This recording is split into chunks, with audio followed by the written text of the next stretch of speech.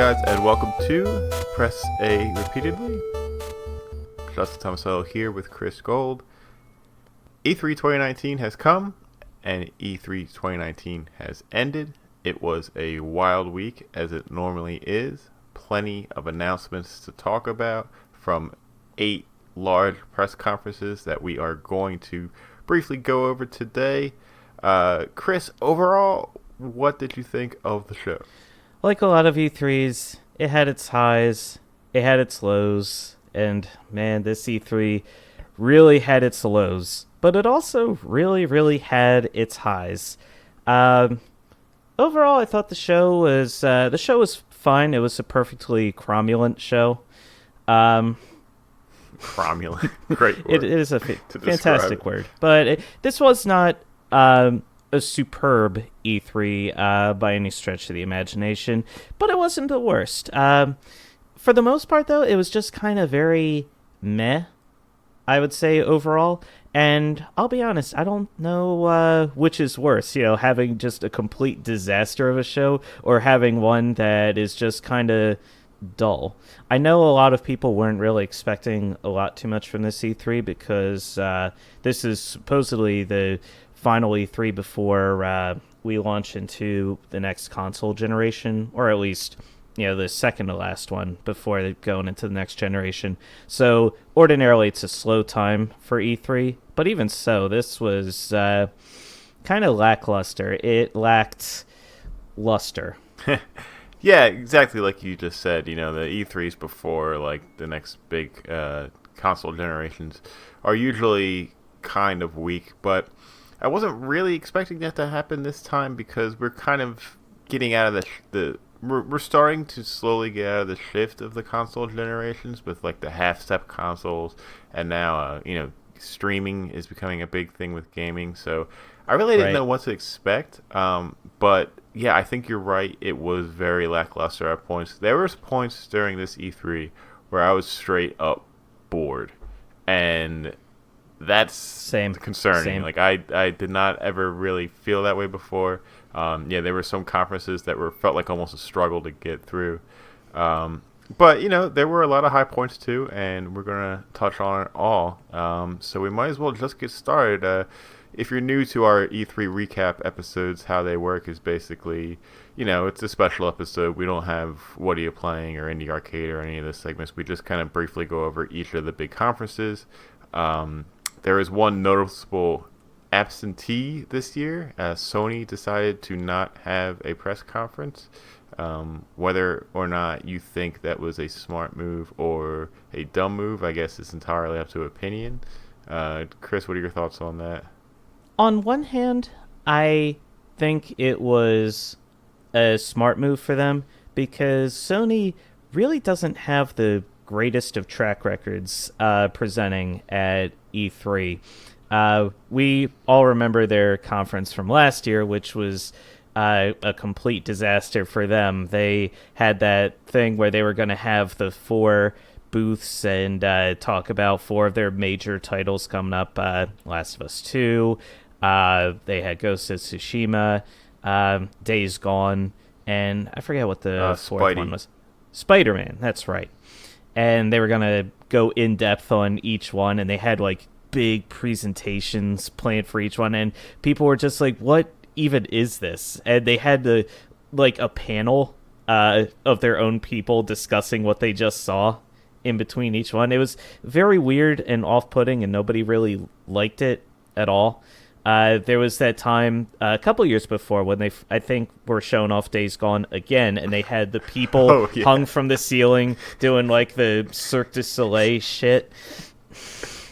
So on the one hand, like, Sony has been mocked a lot, correctly, for their past E3 showing. So I understand them saying, you know what?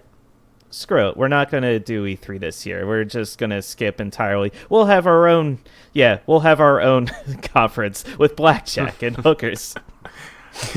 Yeah, they came out and they announced this a long time ago that they weren't going to be here. I think Sean Layden had mentioned that they didn't really have anything new to show. So if that's the case, then yeah, it probably is a smart move that they weren't there, because they probably would have had a very weak showing, just a lot of stuff that we already know about. But I will say, it kind of felt weird, and I think it kind of hurt the show not having them there, especially on Monday, because I think a lot of the conferences on Monday were, I think was probably the most boring day of the they were conference lame. days. That was very lame. And on Monday. for usually Monday night, it's Square. Whether it's good or not, it's still like really something to look forward to. I mean, Right. I'm sorry, it's Sony normally, and something to look forward to. And I think Square, we'll get to it later, but they had a pretty good show. But still, it was it just felt weird to not have Sony there, and it kind of threw off the E3 equilibrium, I think, a little bit. Right, because, I mean, yeah, they've had poor showings before, but they are still one of the main players in video games right now. I mean, they've got the most popular console out right now. Everyone is very eagerly anticipating any news and any additional information on the PS5. So, them not being here, them not talking about any of their games coming up, like we didn't hear anything about Ghost of Tsushima or anything like that. It definitely felt like there was a bit of a void there. I mean, just because they had bad E3 conferences before doesn't mean that they can figure it out and clean up their act now and going forward. So I don't know. It definitely was weird not having Sony there. Yeah, absolutely. I think we'll see him next year. But you know what? You're not there. We don't talk about you. So guess what, Sony? You're losing all that publicity. Yep. Sorry, Sony. You're losing all those gamer bucks. Yeah.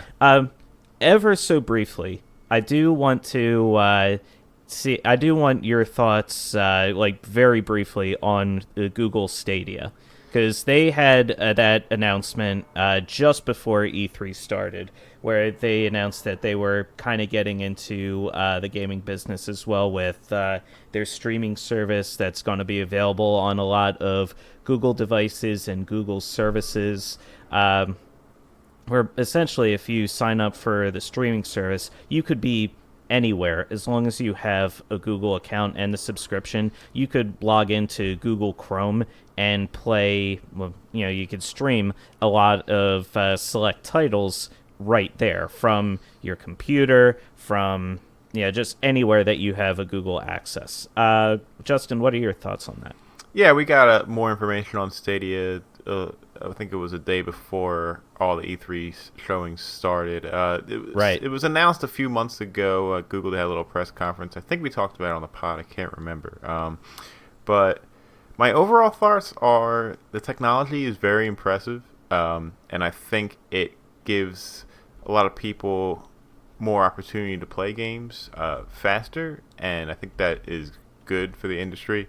However, I am not a fan of everything being based on your internet connection. I don't like, I guess, basically the connection now to like ISPs, and data caps are a big issue. And if you're streaming a lot of games, does that mean you have to pay for bigger packages? Are you constantly writing checks to Comcast? I am not a fan of that. I also have questions about latency. I haven't seen I haven't tested it personally, so I'm a little skeptical of how well this whole thing will be working. Is it going to be as good as it says they are?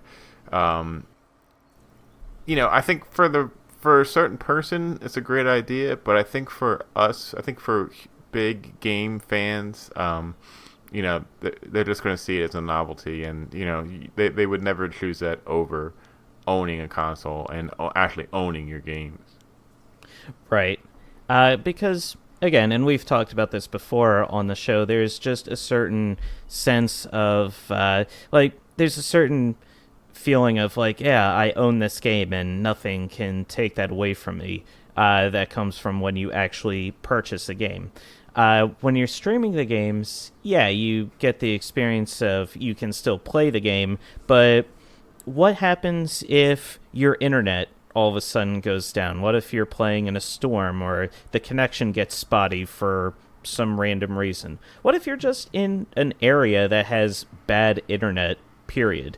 Like it's not a service that's really readily available to everybody, to just the common player. You have like it feels like it's targeted to people who have a certain level of wealth where they could afford that service, and they could also afford to have a good quality internet package that can allow them to stream these games. And I believe you can purchase the games also, so you could have them, but you're already paying for the service to stream them.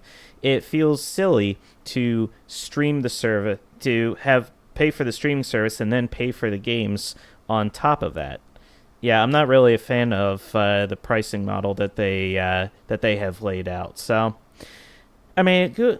And if you're into streaming, if if that's something that you're interested in, you think could be the future, then give it a shot. But for me, I'm still very hesitant on this one. I don't know if that's going to be something I'm going to be investing in. Yeah, and just like you said, I think how it's working is some games will be included with the service, but like big like AAA games, you're gonna have to pay outright for it to play them. So yeah. You're gonna pay for this service. You're going to pay $60 for Assassin's Creed 12 or whatever, and it might not run that great, and it's out of your control. Like, I'm not for that. But, maybe for some people it's their only option. People that watch YouTube streamers and they had the option to automatically jump right into the game where that streamer was playing from. I think that's a cool technology. I think that's a pretty neat idea. But, to actually use that as my main method of playing the game, I don't see that for me. So, yeah, I guess we'll just have to see how that comes out. All right. So, that was pre-E3, or pre-3, as we used to refer to it. Right. So, at that point, then, we kind of launched into E3 proper with EA. And technically, no, because EA is not part of E3. They do their own thing called EA Play. True. So, yeah, my apologies. So we launched, again, into more pre-3 coverage. Pre-3 coverage. And we launched right into the EA Play event, which was probably 2 Saturdays ago as of the release date of this episode. So, Justin, what were your initial thoughts? They showed off a lot of really cool gameplay. They showed off Jedi Fallen Order. We got new Apex Legends Season 2 information. Anything really jump out at you?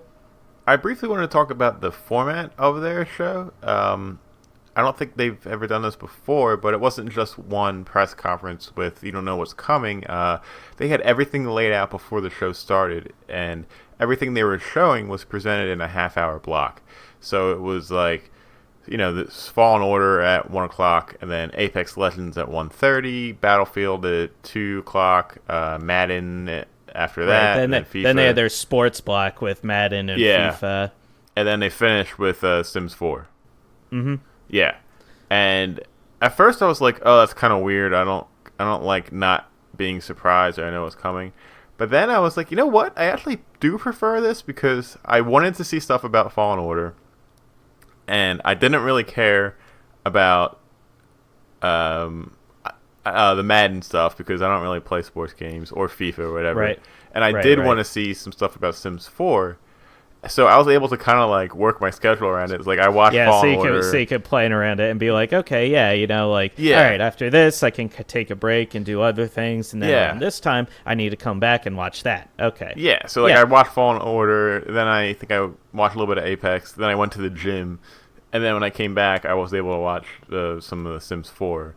So I liked that format, and maybe, some other companies will do that in the future. I don't know. It was kind of cool. As for the games, I think Fallen Order looks really cool. I had very low expectations coming in. I didn't really know how the game was gonna work. What type of game it was gonna be. We saw it was a third-person action adventure game with some good looking combat and like lightsaber play. In my opinion, it made me on board with it. I'm interested. I was getting some flashbacks to the Phantom Menace computer game. I don't know if you've ever played that one when that came out. And there's some cool Force stuff like throwing the lightsaber and like getting it back, and the enemies look pretty cool from what they showed. It wasn't just stormtroopers; there was also like these giant spider aliens you were fighting. It wasn't much of the game. They showed like a 15-minute gameplay part, which was pretty neat. And I gotta say, I'm pretty interested. What are your thoughts?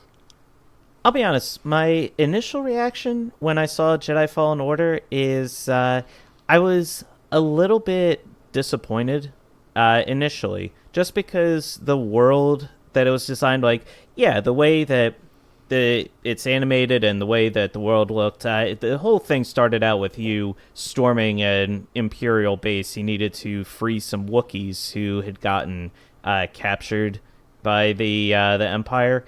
So you have to storm, storm in the castle and try to free them.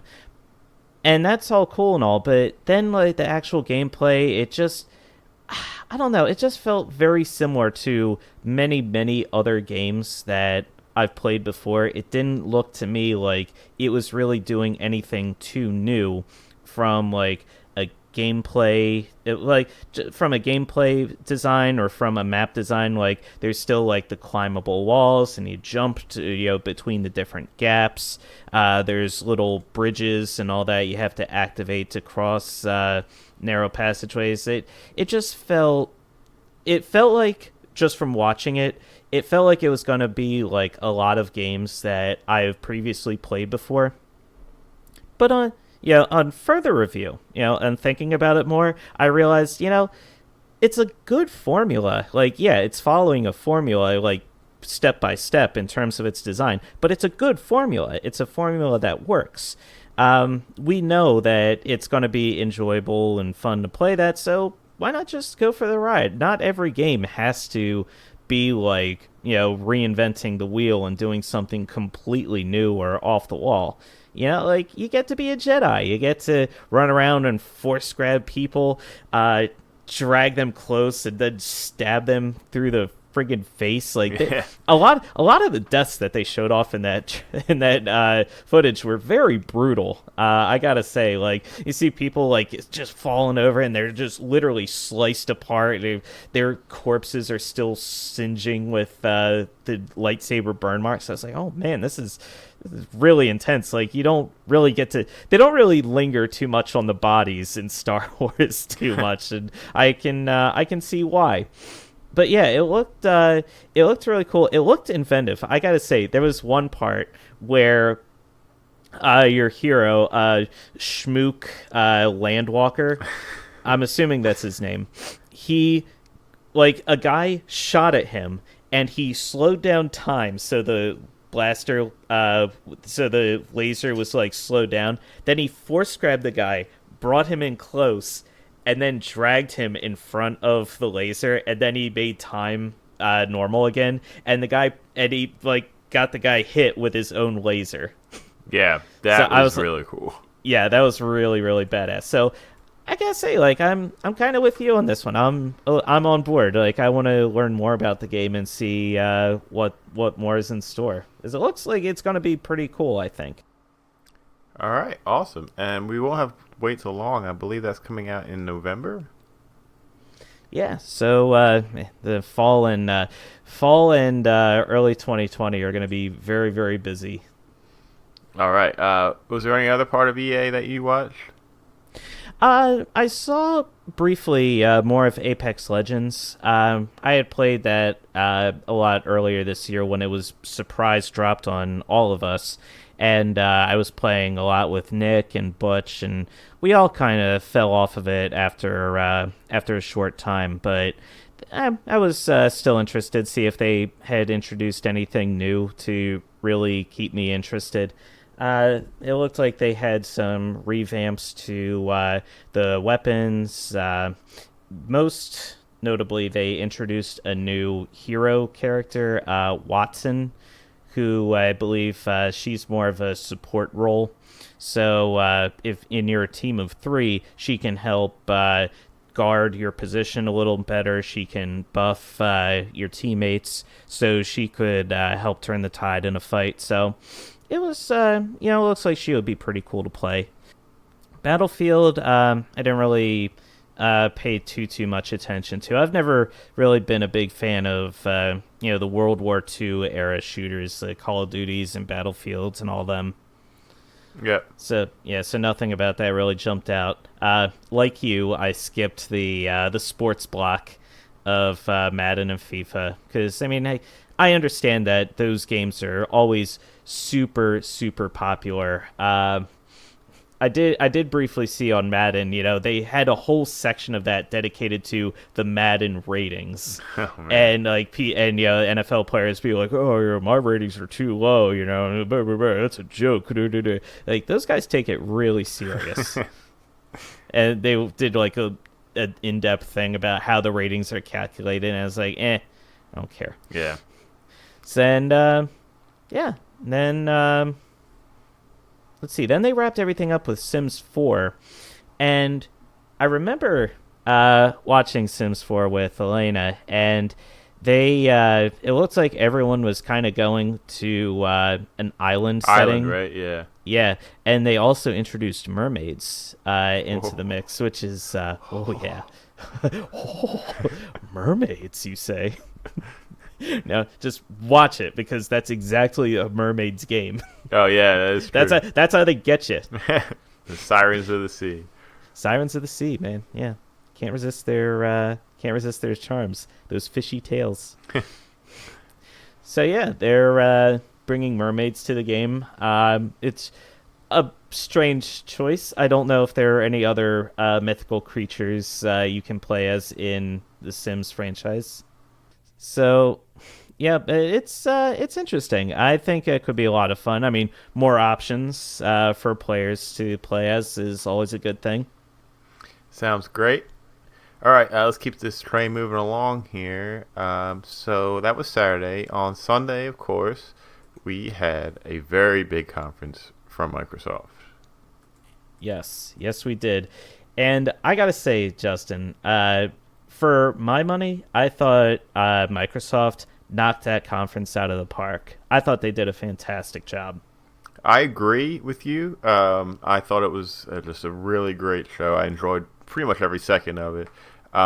You had mentioned to me when I saw you, I think that night or the next day, that the online reaction seemed pretty negative towards Microsoft, and I looked it up as well. And yeah, there seems to be a lot of people that think that wasn't that great of a conference because they weren't showing a lot of actual gameplay during it.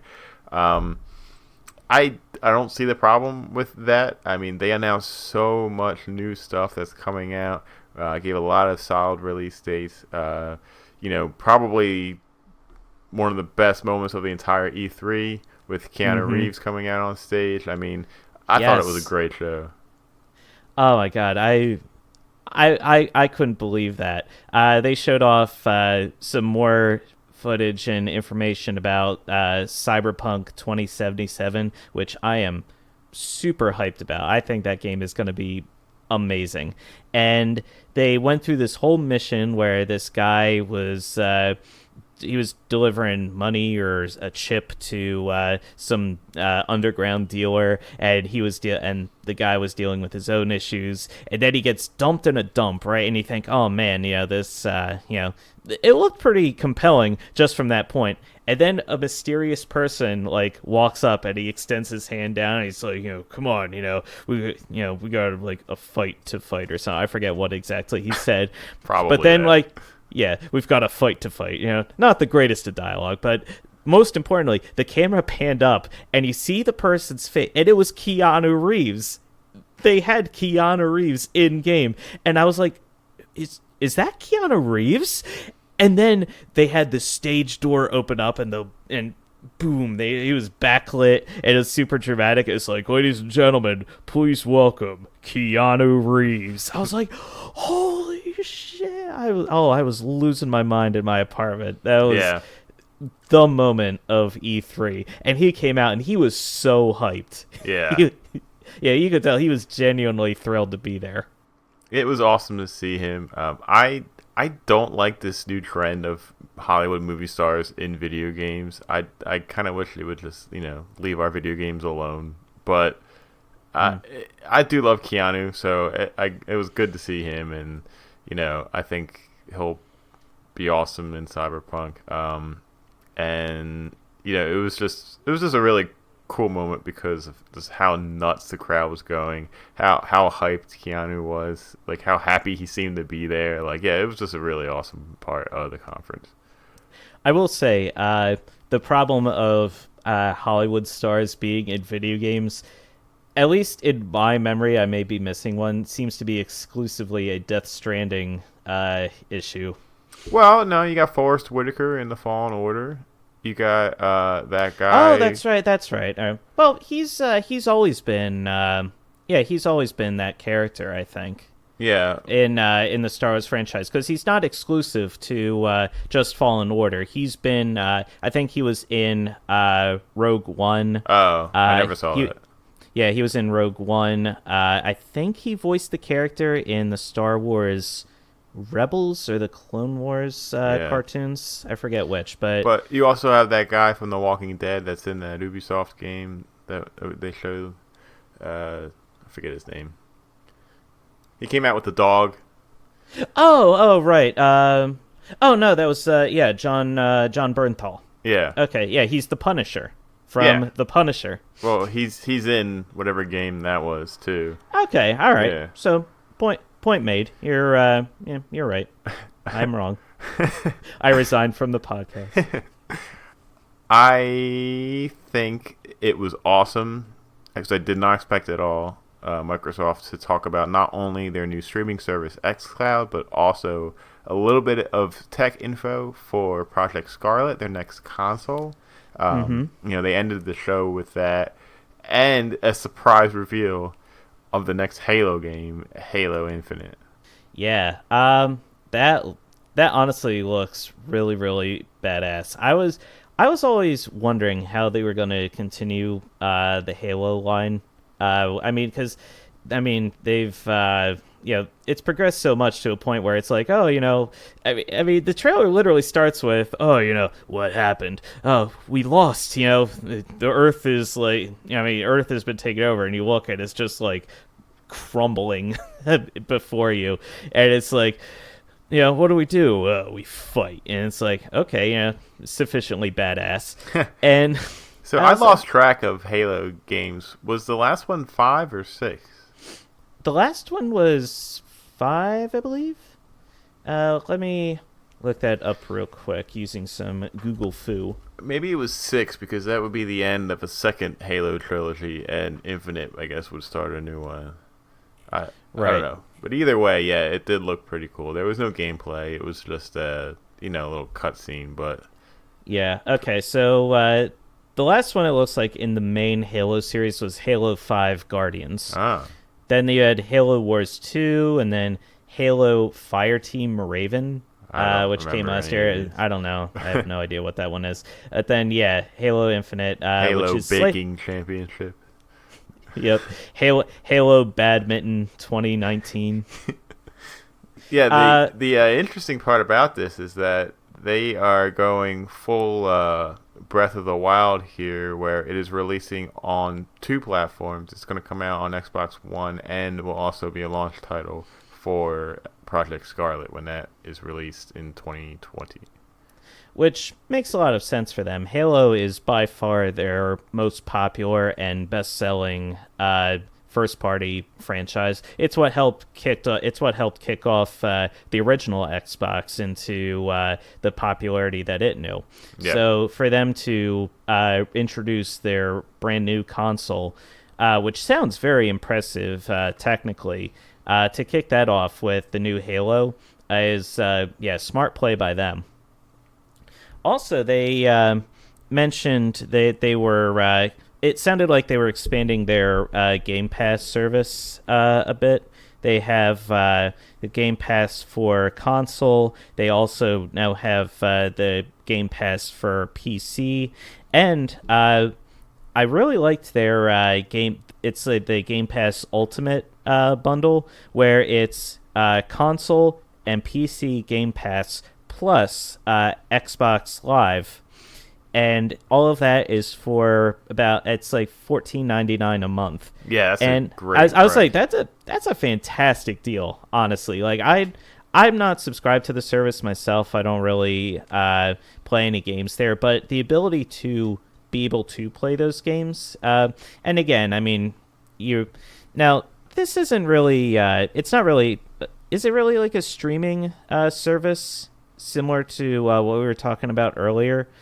I'll be honest, I'm not 100% sure how Game Pass works. I think it's very much like yeah, Sony's service where if you're paying for the service, you get to get download some free games, and I you don't see. I you see. don't own them. I guess you're streaming them when you're playing them. Um, but yeah, it seems like it's a really great deal to have all both Game Pass on console, on PC, and Xbox Live included for $14.99. I mean, regular Xbox Live alone, I think, is $9.99 a month. So, I mean, that's Yeah, just a great deal. yeah. That's yeah, solid deal from them. Let me see. What else did they show off? They revealed that they purchased Double Fine Studios, which is a huge, huge get for them. Yeah, I Double, was surprised by that. I think it's a great move. I think it's great for many parts. I think it's great for Microsoft to have, this proven studio under them. I think it's great for Double Fine to have this amount of funding now that they'll get from Microsoft. I'm really excited to see that. And we got to see another trailer for Psychonauts 2. yes. So that looks, yeah, that looks really cool. It's, Raz and the rest of his team. They're now officially Psychonauts, and they're going on official Psychonaut missions. And it looks, I mean, it looks very similar to the original Psychonauts gameplay, but naturally with updated graphics and everything else. So it looks like it's going to be a blast to play. And I have a ton of faith in Tim Schafer and the rest of the Double Fine crew to put out a solid product because they always have. So, yeah, that was a phenomenal, phenomenal get by Microsoft. We got to see a new trailer for Ori and the Will of the Wisps, and I was super pumped to see that. The game looks fantastic. It's actually incredible because the first game looked so good. I was like, how could this next game look any better?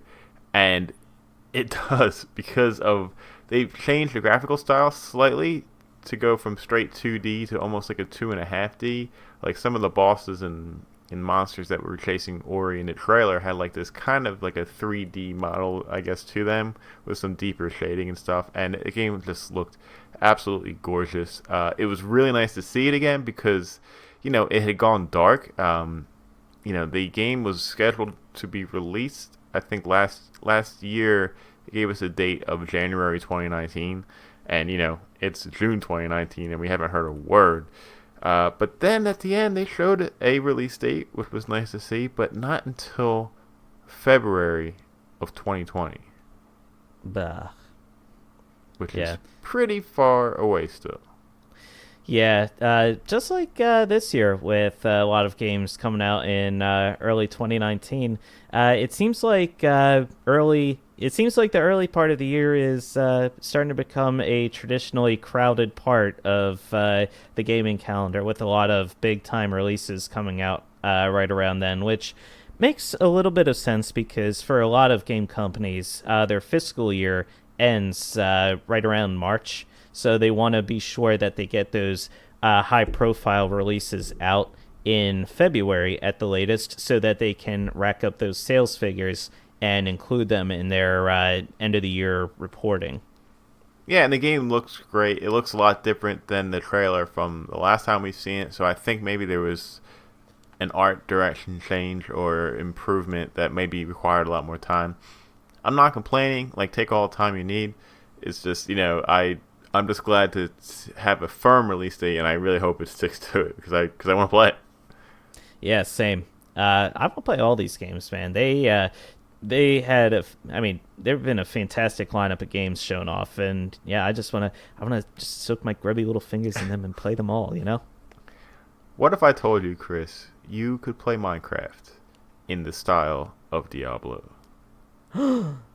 Justin, I would call you a madman. What if I told you that this game was not only coming to Microsoft's Xbox, but also coming to Nintendo Switch? I would call you an even madder man. That's right, Chris. We were shown the trailer for an all-new Minecraft adventure called Minecraft Dungeons. It is a top-down, very heavily Diablo-inspired game where it looks like you're playing characters that have different classes, like wizard and knight and stuff. You're fighting all the classic Minecraft enemies and maybe some new ones, going through these really cool-looking environments. Everything's in that voxel style. It's multiplayer, co-op, and online, local and online. It looks great. It looks fantastic. Yeah, you're right. It's got that isometric perspective that Diablo made famous all those years ago, and it just looks like a ton of fun. It's different from what we had expected from a Minecraft game, because I mean, you think Minecraft and you have a certain mental perspective, first person, create whatever you want, try to survive type gameplay, but this just looks like it's set in the Minecraft universe, and like you said, it looks like a ton of fun. Really interested in the co-op aspects of it. And it also introduces the possibilities of further spin-offs into a lot of other different genres for the Minecraft universe. Yeah, absolutely. And we'll be sure to be seeing a lot of them because of just how big the property is. We got another trailer for The Outer Worlds. We got a release date for that as well. I believe that's coming out in September, if I remember correctly. I will look that up. But Chris, what were your thoughts on that? I thought it looked awesome. It's funny because I had seen like they were showing off more of the footage for it, and I was thinking to myself, Elena and I, we were watching the show together, and I said, this looks very Fallout-ish from what I'm seeing. And then they said, from the makers of Obsidian Entertainment. I was like, oh, okay, that's why. October 25th is the date. Yes. So yeah, the game looks fantastic, and I am thrilled because it sort of like reaffirms my belief that that this game is going to be the Fallout game that everyone really wanted after Fallout 4 had come out a few years back. So this, I feel like, is going to be like the spiritual successor. I know we have Fallout 76, but that's not like... It's not a true Fallout game. It's not like a true single-player experience, where Outer Worlds is kind of filling that void a little bit. So, yeah, it looks great. It looks like a ton of fun. I'm very excited. I'm still hyped for it.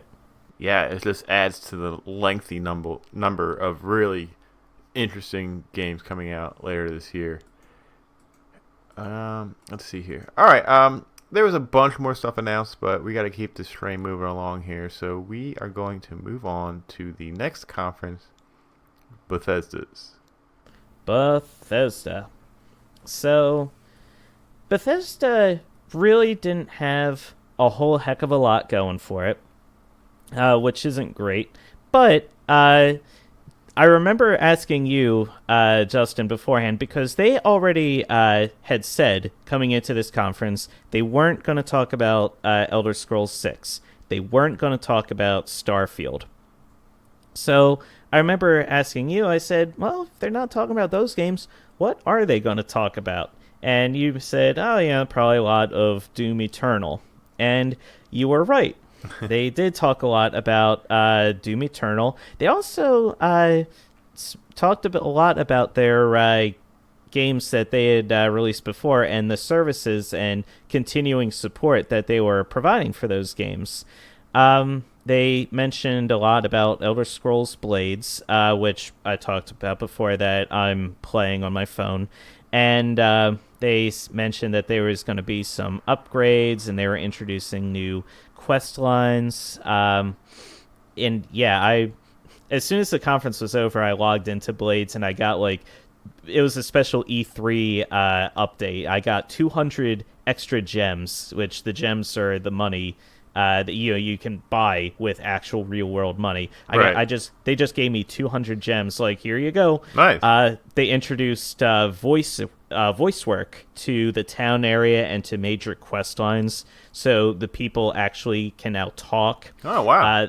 Yeah, there's a dragon quest line.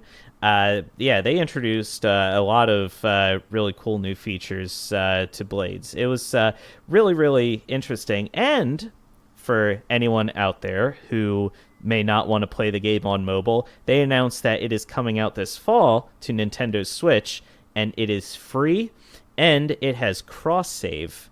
So, yeah, that is really, really cool that they've opened the game up to a lot of different players to play it however they want.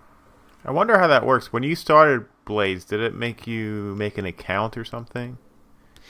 It didn't really. I'm not entirely sure how that would work. I think it was linked to my Google account, if I remember right, because I'm playing the game on Android. So I think I had to log into my Google, your Google Play account, and it's linked up through there. So I don't know if maybe I'd have to do something similar on the Nintendo Switch.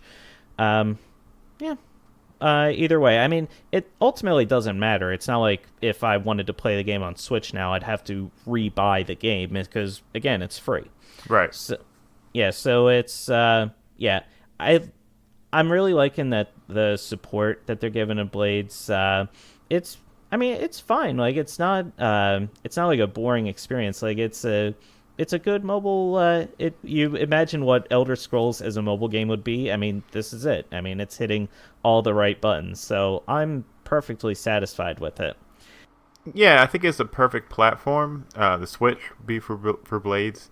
I hope that the microtransactions don't really weigh down too heavily on the game experience. I understand that they have to be there, and for certain things, it's just kind of how the game works. But if it's not too overbearing for your progression, I would definitely like to check it out. Let's see. They also talked more about Fallout 76 and the continuing support that they were giving that, which I have to admit I was surprised about because Fallout 76 launched pretty shittily, if all the initial reports and reviews are to be believed. I mean, and this goes beyond just the game not being like, oh, it's poorly, it's like not fun to play or whatever. I mean, the game was actually literally broken and unfinished when it was released.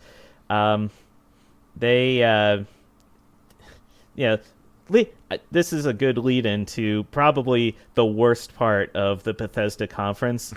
They announced at Fallout 76 that they were finally going to introduce actual NPC characters to the experience, because before, everybody you met in the game was controlled by some player character somewhere. But now they're introducing NPCs, and the crowd went nuts. They were like, yeah! Going, whoa, yeah! And everyone was wild applause. People were clapping and cheering.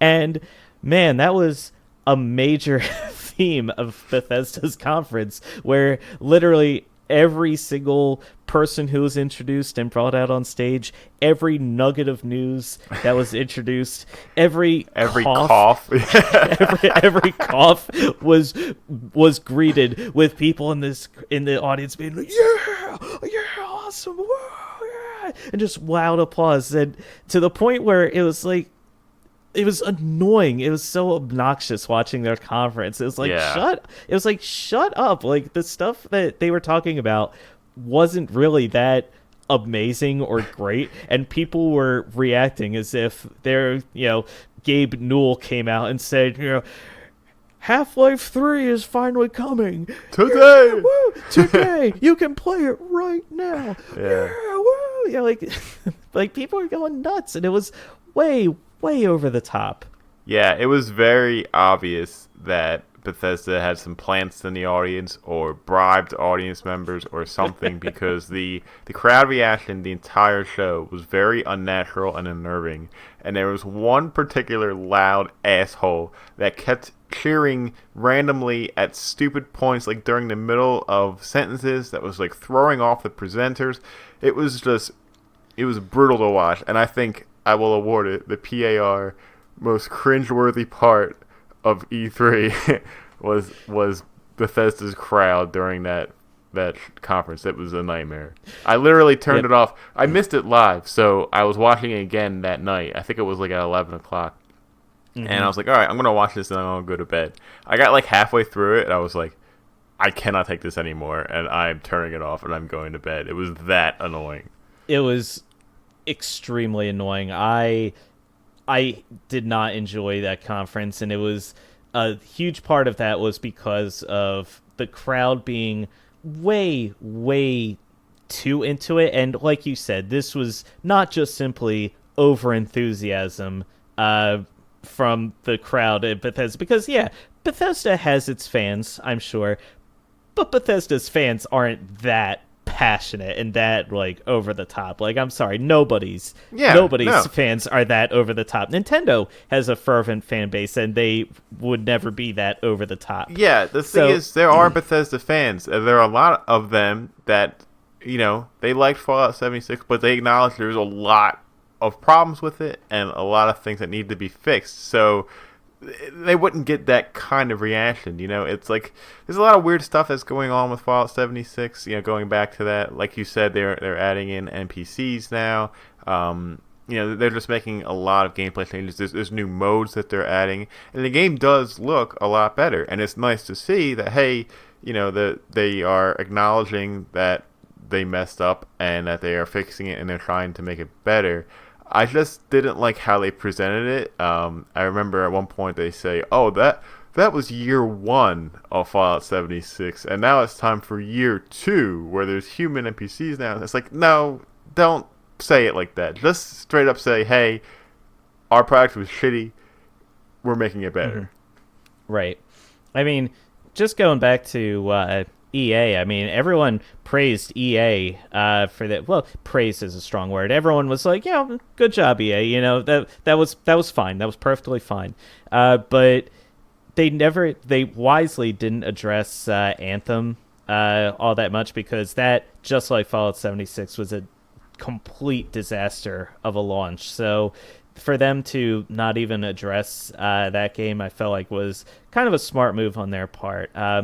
I guess I'm glad that Bethesda is doing what they can to try to fix the experience of Fallout 76 and make it better for the people who did purchase that game. But man, I don't know. It was there was a lot about the conference that just kind of fell flat. Bethesda did show some new properties during the show. They unveiled Ghostwire Tokyo by the team Tango. They also showed off a new game from the Dishonored developers called Deathloop. That's Arcane Studios. They also showed off a revival of Commander Keen on iOS and Android. I have to admit, I never played the original Commander Keen, so I personally wasn't expecting the online reaction to be as strong as it was when they announced the Commander Keen mobile games.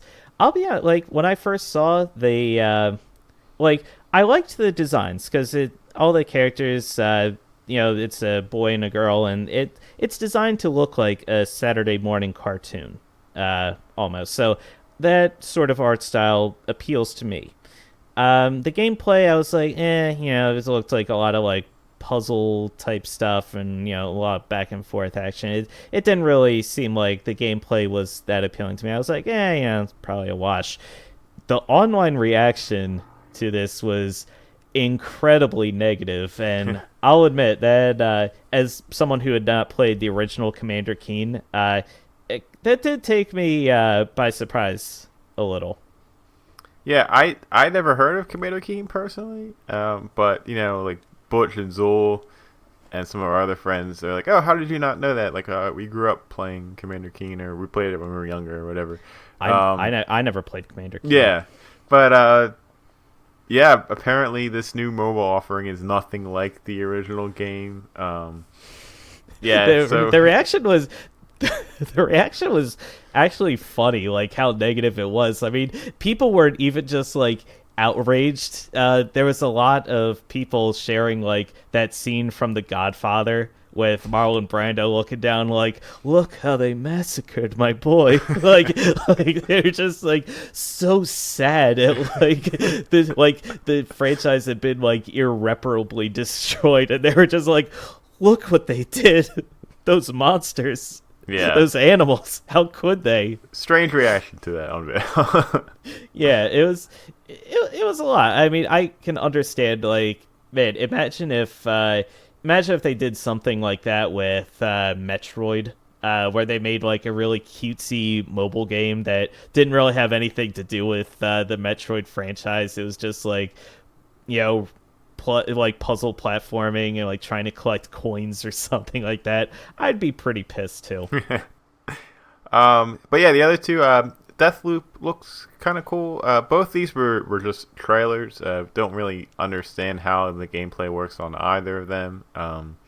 Deathloop looks like it's this guy versus this girl trying to fight over how time works or something, and whenever they die, they come back to life. Yeah, I'm writing the description for the back of the box, but Okay, I was gonna say it's just like a 10-hour argument where it's just like time is a flat circle. No, time is just like it's a straight line. You know, it just moves consecutively. It's like no, that's not how time works. They're just arguing. two people fighting about time. They kill each other, but they come back. Guns are involved. That's Deathloop. Guns are always involved. And then Ghostwire is a bunch of people walking around Tokyo, and they start disappearing, and their clothes fall to the ground, and Oh. it's spooky. That is spooky. That is Ghostwire Tokyo. All right, and that is Bethesda. Oh, they also talked about Rage 2, but Oh yeah, and yeah. we saw Wolfenstein Youngblood. That looks pretty cool. It's like a co-op Yeah. Wolfenstein game, and Doom Eternal looks really awesome. Like visually, it's impressive. The speed of the game is really interesting. I don't think any first-person shooter will move as fast as Doom Eternal does. There's a bunch of modes and stuff coming to that when that releases, and it's sure to keep Doom fans very happy. After Bethesda, things got a little weird later that night because we went into Devolver Digital's conference. Now, Justin, I have never seen one of Devolver's conferences before, so I wasn't prepared to see this woman coated in blood, gurgling blood.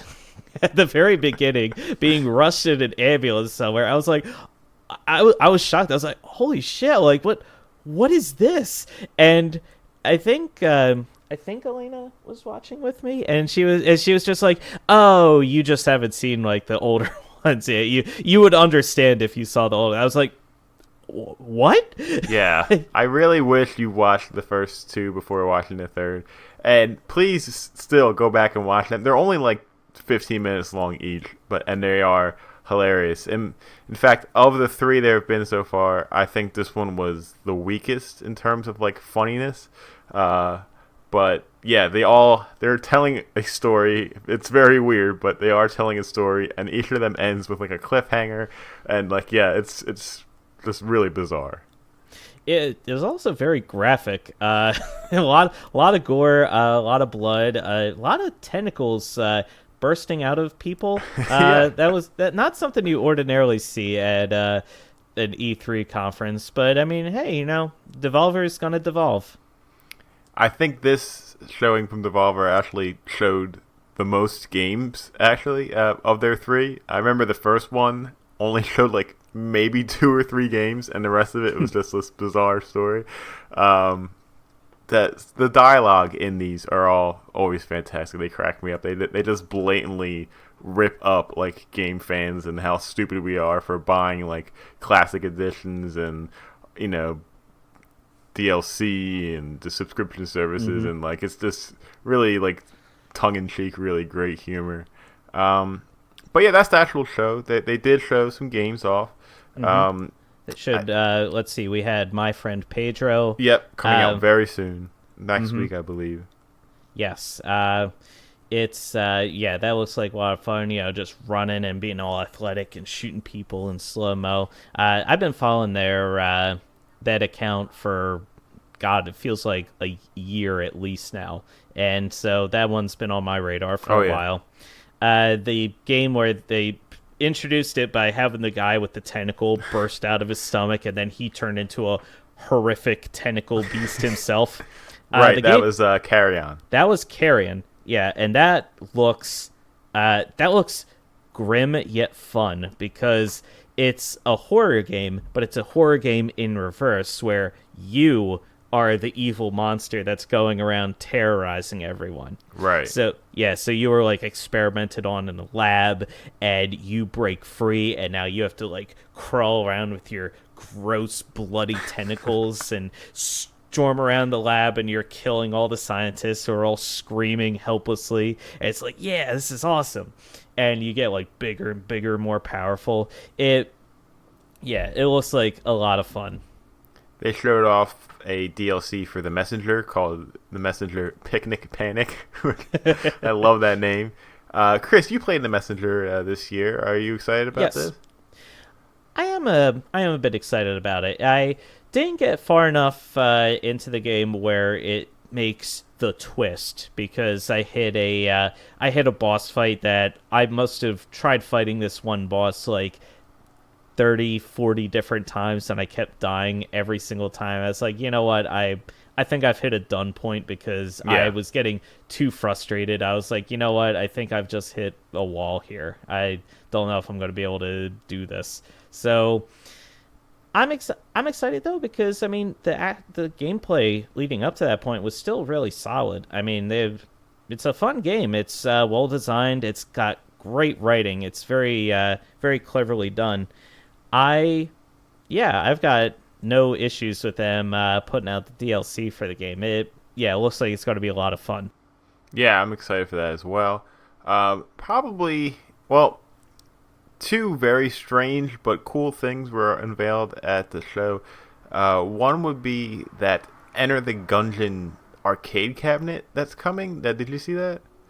A little bit. Tell me more. It's like a shooter style arcade cabinet, I believe. I think is coming to, arcades. They didn't give off too much detail. But basically it's like crosshairs on the screen and you're just shooting at the different enemies from Enter the Gungeon. It looks pretty neat. Yeah, that looks it sounds like it would be really awesome. I mean, it's very interesting and surprising that there would be arcade support for any game in 2019, but there are still arcades out there. They still exist. Totally, yeah. You think like bowling alleys, those Dave and Buster stores, barcades. We just went to axe throwing for my brother's birthday, and they had some arcade cabinets there as well. Yeah, there's actually like a dedicated arcade in my local mall, which I didn't even know about until I think a few weeks ago. I was just walking. I was walking through there with Elena, and we just like walked past. I was like, "When was this arcade here?" Like they must have opened it relatively recently. We gotta check that out. Yes, we do. I think it's like a $10 cover charge, and then you can play any arcade in there. Like you don't have to put quarters into the machine. Yeah, so those are cropping up now, and that's pretty cool. It's super cool. I definitely want to check that out sooner rather than later. But yeah, like you said, Devolver didn't really they don't show off too many games at their conference. It's more about the story and uh, everything that's going on there. So Right. it was a fine The conference. the last thing I wanted to talk about that they did show though was Devolver Bootleg, Oh which yes, yes. I thought this was crazy. It's a game that you can download. It's a games launcher that has a bunch of previously released Devolver Digital games, but they're fake versions of those games with weird names. Like, for example, Downwell is called Shooty Boots. Which is an amazing name. That is an amazing name. Yeah, Hotline Miami is called Hotline Milwaukee. Um, yeah, the names are really great, and it's the same game, but like made purposely to look like a knockoff of that game. It's really clever, really funny, and I will probably be getting that just to see how it all works because it's really interesting idea. Yeah, they're always really clever at Devolver. Yeah, always great ideas. Always supporting a lot of other indie devs out there, getting their games published. So yeah, always a good show from them. All right, and that's 4 conferences down. We have 4 left to go, so we are going to take a quick break, and when we come back, we will cover the rest of E3 2019. Oh, mamacita.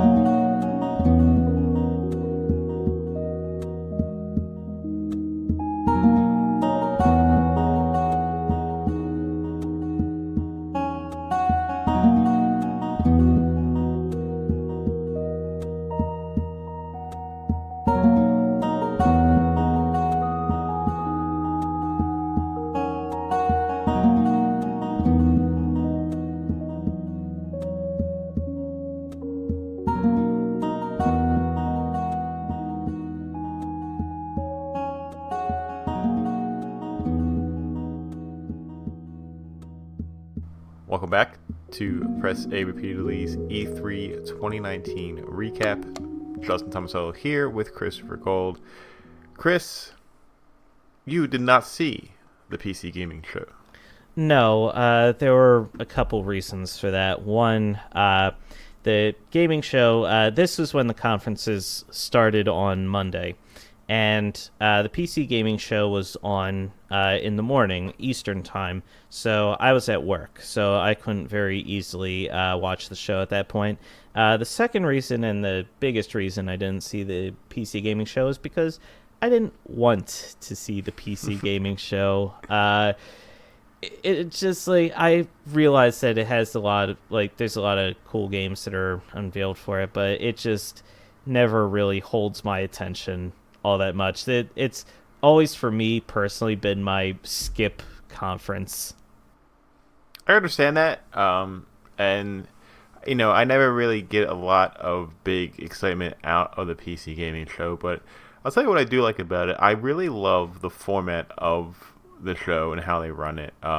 It's the 2 hosts from the PC Gamer, and they have game after game after game that they show.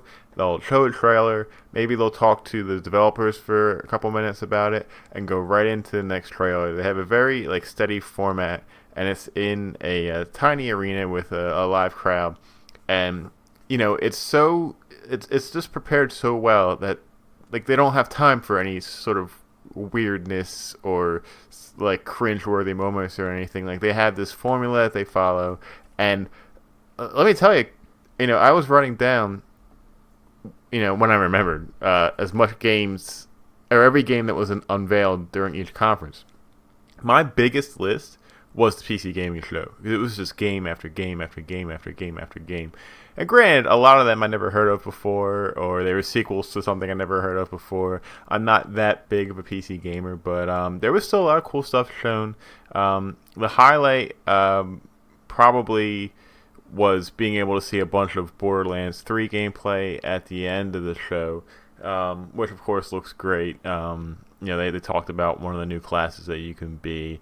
I forget her name, but she like jumps into a big like mech suit, and that's her special ability.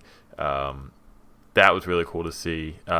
You can watch that trailer for that online if you haven't seen it. They unveiled that a sequel to Unexplored is coming out, which was a huge surprise. Unexplored is a dungeon crawler game. I think I talked about it on the pod before. Nick, my brother, is a huge fan. He got me into that game, playing it, and he was watching the show with me, and he was going nuts. Like, he had no idea this was coming out. It is a Fig project. Fig is the Kickstarter-like platform that I think the Tim Schafer from Double Fine created to get Psychonauts off the ground. So that it's going to be coming there. There's a if you are giving some money to Unexplored 2, you have an option to actually play the early build of it right now, which is cool. The game has an entirely new aesthetic to it. It went from like the first game was like a circle shapey kind of format, and now it's like this really beautiful cell shaded style, and yeah, it looks really cool. So watch the trailer for that. I am excited about that. They showed off a game called Project Zoo, which looks like a more modern style of Zoo Tycoon. Oh, that's Planet Zoo. Or Planet Zoo. Yes. Thank you. I remember. After the PC gaming show, it seemingly on Twitch there were ads every like 5 minutes for Planet Zoo coming out. Yeah. It's like a more modernized, more in-depth Zoo Tycoon, which looks really awesome. They showed off this game called Maneater, where you play as a shark. They were calling it a Shark PG. Oh yeah. I think I briefly saw something about that, where you control the shark, and there was the guy on the boat who was like, he talked in that type of accent. Yeah. Yep. So that was looking pretty cool. But yeah, that's a lot of unique stuff. There was definitely something for everybody there. There was first-person shooters. There were multiplayer type games, strategy games. There was big arena brawlers. Chivalry 2 was announced, which a lot of people didn't think was going to happen. I'm trying to think. Really, I don't have that list in front of me, unfortunately, today. But there was just a really long amount of games shown, and a lot to look forward to for PC gamers. I did hear about probably, I guess, the biggest news to come out of the PC gaming show was the announcement of Shenmue 3. Of course, how could I forget? They did talk about Shenmue 3. They showed some footage of Shenmue 3. Shenmue 3 looks like shit. Chris, now, here's the thing. I don't remember if I talked to you about this before, but I never played any of the Shenmue games, and I'm not sure if they are purposely trying to make Shenmue 3 look in the same style as Shenmue 1 or 2, where, the lip sync looks awful and it looks kind of janky and stuff. If it's on purpose, they nailed that. If it's not on purpose, this looks terrible. Oh, boy. Man, yeah, I heard a lot of people commenting that in a post Yakuza world where you have all the games in the Yakuza series, which I've never played any of those games, but I really want to at some point, because I've seen people play the games before, and they look very over the top, and they look very ridiculous, and they look very fun, where you're just you're some guy who's I imagine you're working for the Yakuza, and you're walking around Tokyo, and you just do different things. Like you can do pretty much whatever you want. Which, from what I understand, follows along the same vein of the Shenmue series. And for people saying, Shenmue 3, I mean, it's coming out now in a world where Yakuza exists, and it's really got to do a lot to stand out, and not a lot of people are really feeling that. Yeah, it's a shame because Shenmue 3 was announced way long ago. It was the same year that Final Fantasy VII remake was announced, which was again way long ago. And a lot of work has gone into this, and I feel like because it's taking so long that a lot of the interest is dying out. I think this is a problem with when games get announced too early. It's just that because it just takes so long and you're waiting and waiting and waiting, by the time it comes out, it's just, it's never going to be what you think it's going to be. I understand with Shenmue 3, this was necessary because they were crowdfunding it. But yeah, it's been at least 5 years. It finally has a release date for later this year. It will be coming out. It will be playable for people. People will be able to complete the story if they've played the first two. So, I hope that people who do want to play this game are happy with the end result. But I think if you've never really played the first two or know anything about them, there's no way in hell you're picking this up. Yeah, agreed. I know a lot of people are also upset about the game coming to the Epic Games Store exclusively when it's launched on PC, which, I'm not really... I don't get the hate for games coming out on the Epic Games Store. That doesn't make any sense to me. I mean, it's just a different platform to buy the game on, so whatever. But I'm definitely at a point where like I was never really big into the Shenmue series. I never played any of those games before. I know Shenmue 3 was a vaporware title that a lot of people wanted to come out, but there was never any indication that it ever would. Similar to Banjo 3E, which people have been clamoring for ever since Banjo 2E came out. So its announcement that it actually was being developed was a surprise. But I feel like you said, all of that magic has kind of worn off over the years to the point where people will buy it, I'm sure, for nostalgia purposes, but yeah, I don't know if anyone is like super, super hyped to get the game anymore, which is a shame. Yeah. All right. So yeah, that is the PC Gaming Show. Again, a long list of games were announced. Hop online and browse through them. You might find something that will interest you for sure. Chris, what do we have next? Okay, so next on our list is... oh boy. Next on our list is Ubisoft and their conference, which, Justin, speaking personally, and I'm sure you'll agree, Ubisoft's conference was just a great big pile of fested shit. When I referenced earlier that I found myself getting bored during E3, at this point, I was very concerned because I was not interested one iota in this conference. Now, again, everybody has different playstyles. There was, of course, people who love these types of games that were shown and really thought this might have been a great conference. But my problem was it was very one note that there was so many different. There was so much emphasis on all the Tom Clancy games. I just put out a tweet yesterday. I was at the bookstore and I saw 2 rows of shelves of Tom Clancy books, and I just took a picture of it and said Ubisoft's E3 conference because it was just nothing with Tom Clancy. But yeah, they showed off Ghost Recon, they showed off Rainbow Six. I think Sam Fisher from Splinter Cell is in a different game. Mm-hmm.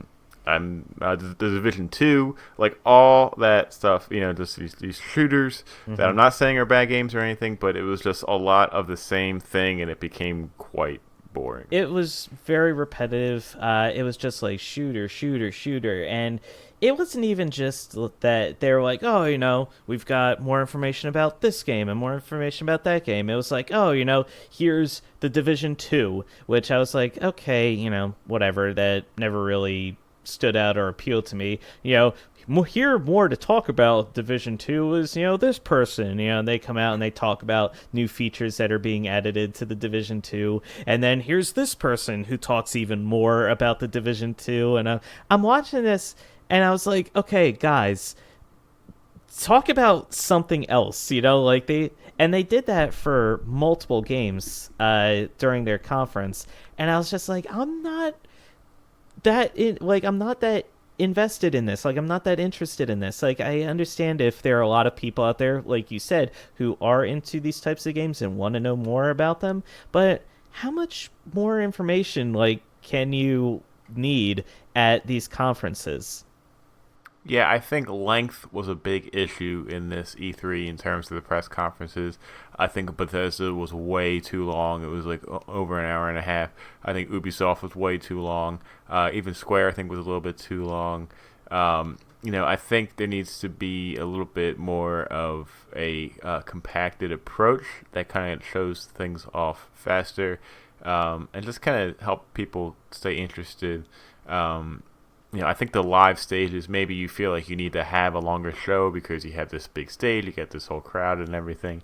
But I think it can tend to a lot of really slow and just boring parts of the show. We did. Let me see. They had kicked off the show with a lot of information about the new Watch Dogs game, Watch Dogs Legion, which unofficially is Watch Dogs 3, and like you, I never really played any of the Watch Dogs games before. I never really had that much interest in them. The main hook for this version, though, is instead of being any one single character, you can be anybody in the game. What they're saying is, you can control any character in the game and make them do really whatever you want in service of, I guess, the great revolution that they're trying to use through hacking and spying and various sneaking around and subterfuge. Is that how you pronounce that word? I don't know. But either way, like, you get to sneak around. And one of the big, a lot of people's I guess favorite part of the show, well, maybe top 5, was the revelation of Hacker Granny. Helen, I think, was her name. Yeah, like an 80-year-old British lady who, which this whole game takes place in London, which everyone. This game, like, it started off, it was so British. It was like, oh, governor, you got right cricket going on there. And it's like, okay, I get it. All right. You want to watch some footy on the telly? Yeah, well, put some on the telly, chips and biscuits and what? And it's like, okay, all right, I get it. Yeah, you're from England. I understood. But they then introduced Helen, who is like an 80-year-old granny who everyone called Hacker Granny because she's a hacker and she knows apparently everything there is to know about computers and hacking and all that. And she's sneaking around and she's taking people out brutally. Most notably, oh my God. Most notably, there was the one part later where they were showing her sneaking. It was broad daylight, okay? It was probably like maybe 12 or 1 o'clock in the afternoon. Sun is shining, birds are chirping. And Hacker Granny is wearing a mask, and she walks up to a policeman who is standing like at a corner or something. And she taps him on the shoulder. And he turns around to look at her, and she just shoots him right in the face. It's just an explosion of blood everywhere. I was like, Jesus Christ, what part of that is sneaky or subtle? That was so bizarre and just straight up shooting a dude right in the face in the middle of the street in broad daylight. Like, you're not getting away with that. I'm sorry. Like, there's no hacking involved there. Just oh my God, yeah. That was I mean, I guess that that is a thing that you can do, but that's not a thing that you should do. I mean, if you're supposed to be sneaky like that, I mean, just straight, it's just straight up shot a dude in the face like that. Oh man, I can't get over that. Yeah. Yeah, So that's yeah, so certainly that happening. yeah, that was Watch Dogs Legion. Justin, I know you are very, very excited about this. They released the new, they announced the new Just Dance coming out. Yeah, and you might have missed this if you weren't paying attention, but Just Dance 2020 is coming to the Nintendo Switch and the Nintendo Wii. Yes, I did not miss this. What's hilarious to me is the game is coming out to the Nintendo Wii, but it is not coming out to the Nintendo Wii U, Correct. which is hilarious and sad all at once.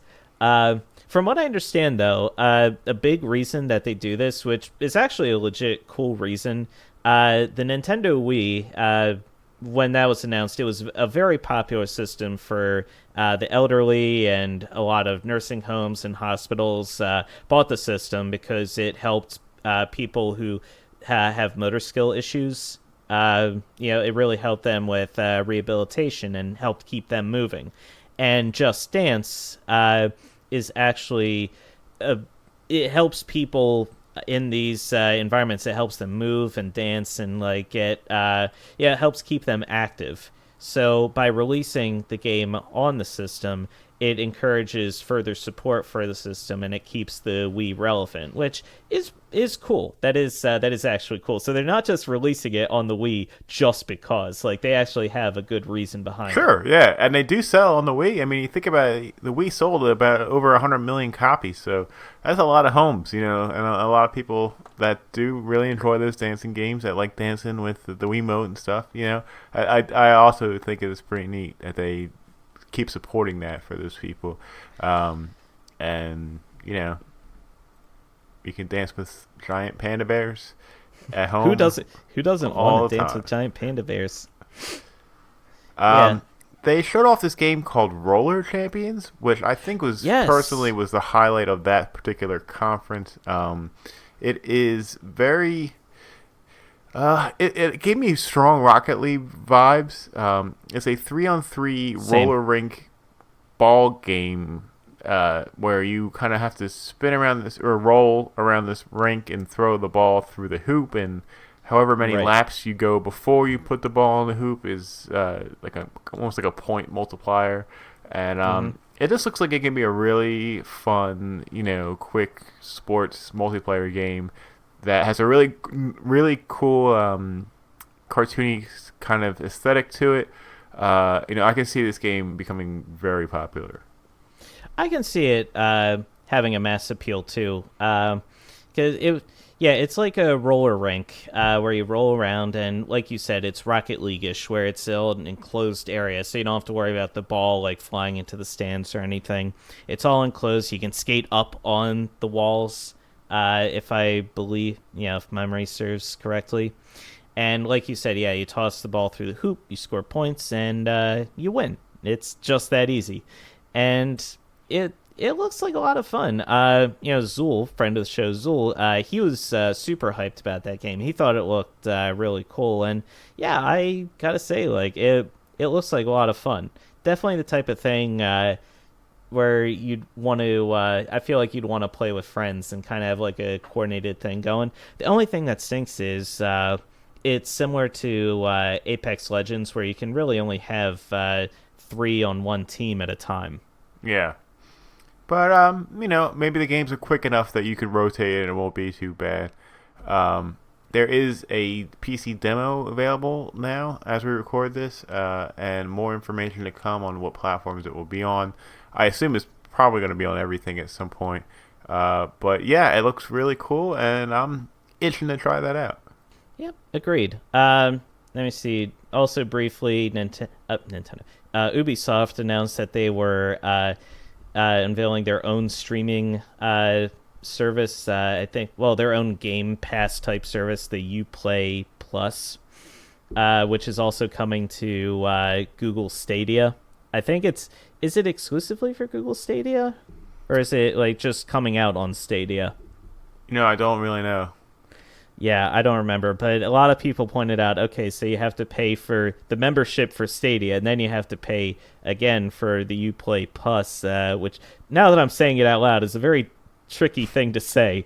Uplay Plus Platinum Playboy. Ooh. So, yeah, they had that, which is, I guess.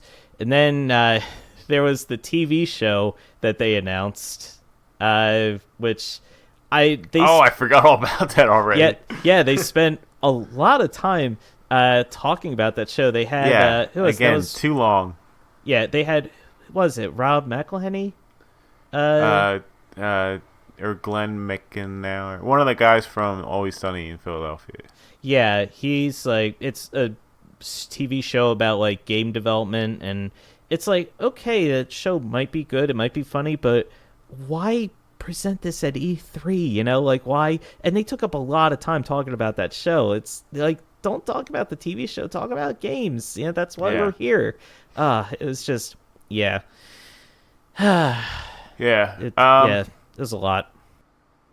They did end the show with something I thought was pretty neat. The Assassin's Creed team is working on a new property called Gods and Monsters, which is a cartoony style, looks like action adventure game, about fighting the Greek gods. You're playing a character that looks kind of like Pit from Kid Icarus, and the cartoony style graphics are really beautiful looking. It looks a lot like something out of Breath of the Wild. My only problem was that they ended the show with this. They brought this guy out who was like so excited. He's like, all right, we're gonna show you this really cool new property. Like, we're all in on this thing. And the trailer starts, and it's like, grass, and then you see the guy, and there's this weird dragon monster lion thing, and he like jumps in the air to fight it, and it just says Gods and Monsters, and that's it. Like, there was that was it. It was so brief, and like, I don't understand why they made that their big ending thing. Yeah, it wasn't like something where people are like, oh my god, Gods and Monsters. It was just like, oh, that looks neat. And then like, that was the end. It was like, that's it? Like, there's nothing else? Like, they didn't talk any about Skull and Bones, which is their version of Sea of Thieves, which was released last year. We didn't get any news about that at all. That got hit with a big delay recently. Maybe they didn't want to bring that up. Yeah, that's certainly possible. We also notably did not get any news about Beyond Good and Evil 2, which is fine by my estimates. Like, it's disappointing because I did want to hear like a little bit more about it, but I imagine the game is still deep into development. They probably didn't want to show off too much at this point. So yeah, if they want to hold their cards close to the chest on that one, I'm okay with that. But yeah, still was missed. Wish I could have gotten more, but is what it is. So yeah, that was Ubisoft. Not altogether the worst conference I've ever seen, because again, we had the roller, the roller champions game, which looked pretty cool. But aside from that, nah, not a fan. Yeah, I just think it was presented in a very boring manner, and I wish they had a little bit of variation of how they showed off the games, and just too long. All right, so that was Ubisoft. Now we come to the second to last conference we'll be talking about today. That was the one I stopped over at your place. We watched it live together, and that is Square Enix. Okay, so full disclosure on Square Enix. In our professional gaming opinions, in the past few years, this conference has been very weak. We questioned the actual need for there to even be a conference from Square Enix. So we were not looking forward to this conference. We did not have any sort of high expectations. Square Enix was taking Sony's time slot, the 6 p.m. Western time and 9 p.m. Eastern time on Monday. We didn't know what to expect. Yeah, you had tweeted, I think the day of Bethesda's conference, that Bethesda needs to stop doing E3 conferences. And I replied to you saying, can't wait to say this tomorrow about Square Enix. Yeah. Yeah, that is how much we were expecting this show to be a complete flop and a complete disaster. And, credit where it's due. Square Enix rubbed that in our faces. We are still wiping the egg off of our faces. Yeah, they showed us. They nailed it. Like, they did a fantastic conference for their part this year. We had started out with, we got more information about the Final Fantasy VII remake, which probably, if Kingdom Hearts 3 didn't exist, would probably be the game that we would say is never coming out on our show most often. That game was announced a very long time ago, has been in the works for a while, and the previous night there was actually a concert of Final Fantasy music, and at the end of that concert, they just revealed, Final Fantasy VII Remake, by the way, is coming out March 3rd, 2020. Yeah, they just dropped a release date of the game out of nowhere. So, going into the conference, we already knew the release date of the game, and we got more information about it. And I will say, it looks cool. Like, it looks, from a technical standpoint, it's, the graphics are solid. Everything is really high res. It looks like it runs very, very smoothly. What are your impressions? I agree. I think it does look great. The graphics actually work, making them to this like hyper realistic kind of thing. It does look very faithful to the original, which of course I appreciate, even though it is an entirely new gameplay system. I still have a lot of concerns about just the logistics of this thing. Like they've announced, it's going to be episodic. It's not going to be a single release. I had thought they had announced at one point that there was going to be 4 episodes, but I just read an article where they were asked again how many episodes, and now the answer to that question is we don't know. And that doesn't sound very, that makes me think that that's not great. They're not anywhere near working on later parts of the game or something. Like they just literally don't know how it's going to shape up. Like they're going to finish this first episode and then maybe hope for the best. I don't know how this episode format is going to work well with this game. How much are we going to get on an episode? How much is an episode going to cost? Like there are just so many questions. There's a lot of variables that we're just not aware of yet at this point. So like we pointed out as we were watching the game, and all the footage leading up to the game so far has really only showed the very first part of the game experience. Like they showed a lot where you arrive on the train and then you jump off and you fight your way to the Scorpion boss, which is the very first boss of the game. And they showed off how you fight there. Now, it's not a traditional turn-based RPG anymore, like the original Final Fantasy VII. It's more of an action RPG where you can swap on the fly between your different party members, which I think that's a pretty cool mechanic. I don't know how they handle what the other character is going to be doing when you're not directly controlling them. I imagine they're going to have some sort of AI, or there's going to be some sort of thing you can program to say, hey, when I'm not controlling you, you should be doing this. And then you can kind of go from there.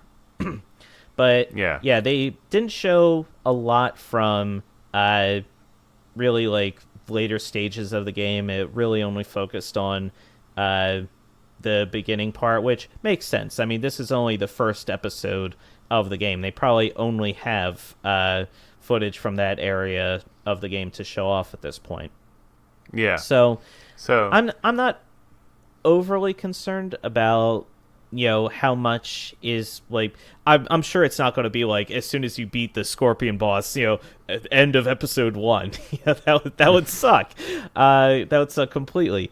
But I imagine they're going to be they're going to include a lot more of the game up to that point.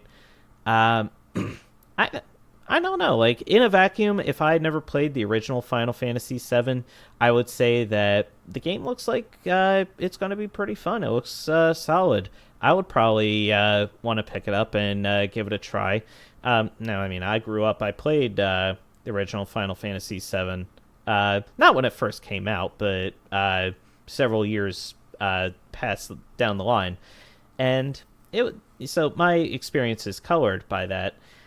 But I don't know. Like, even so, this game looks like it could be good for anyone who wanted to experience the game to pick up and play for the first time.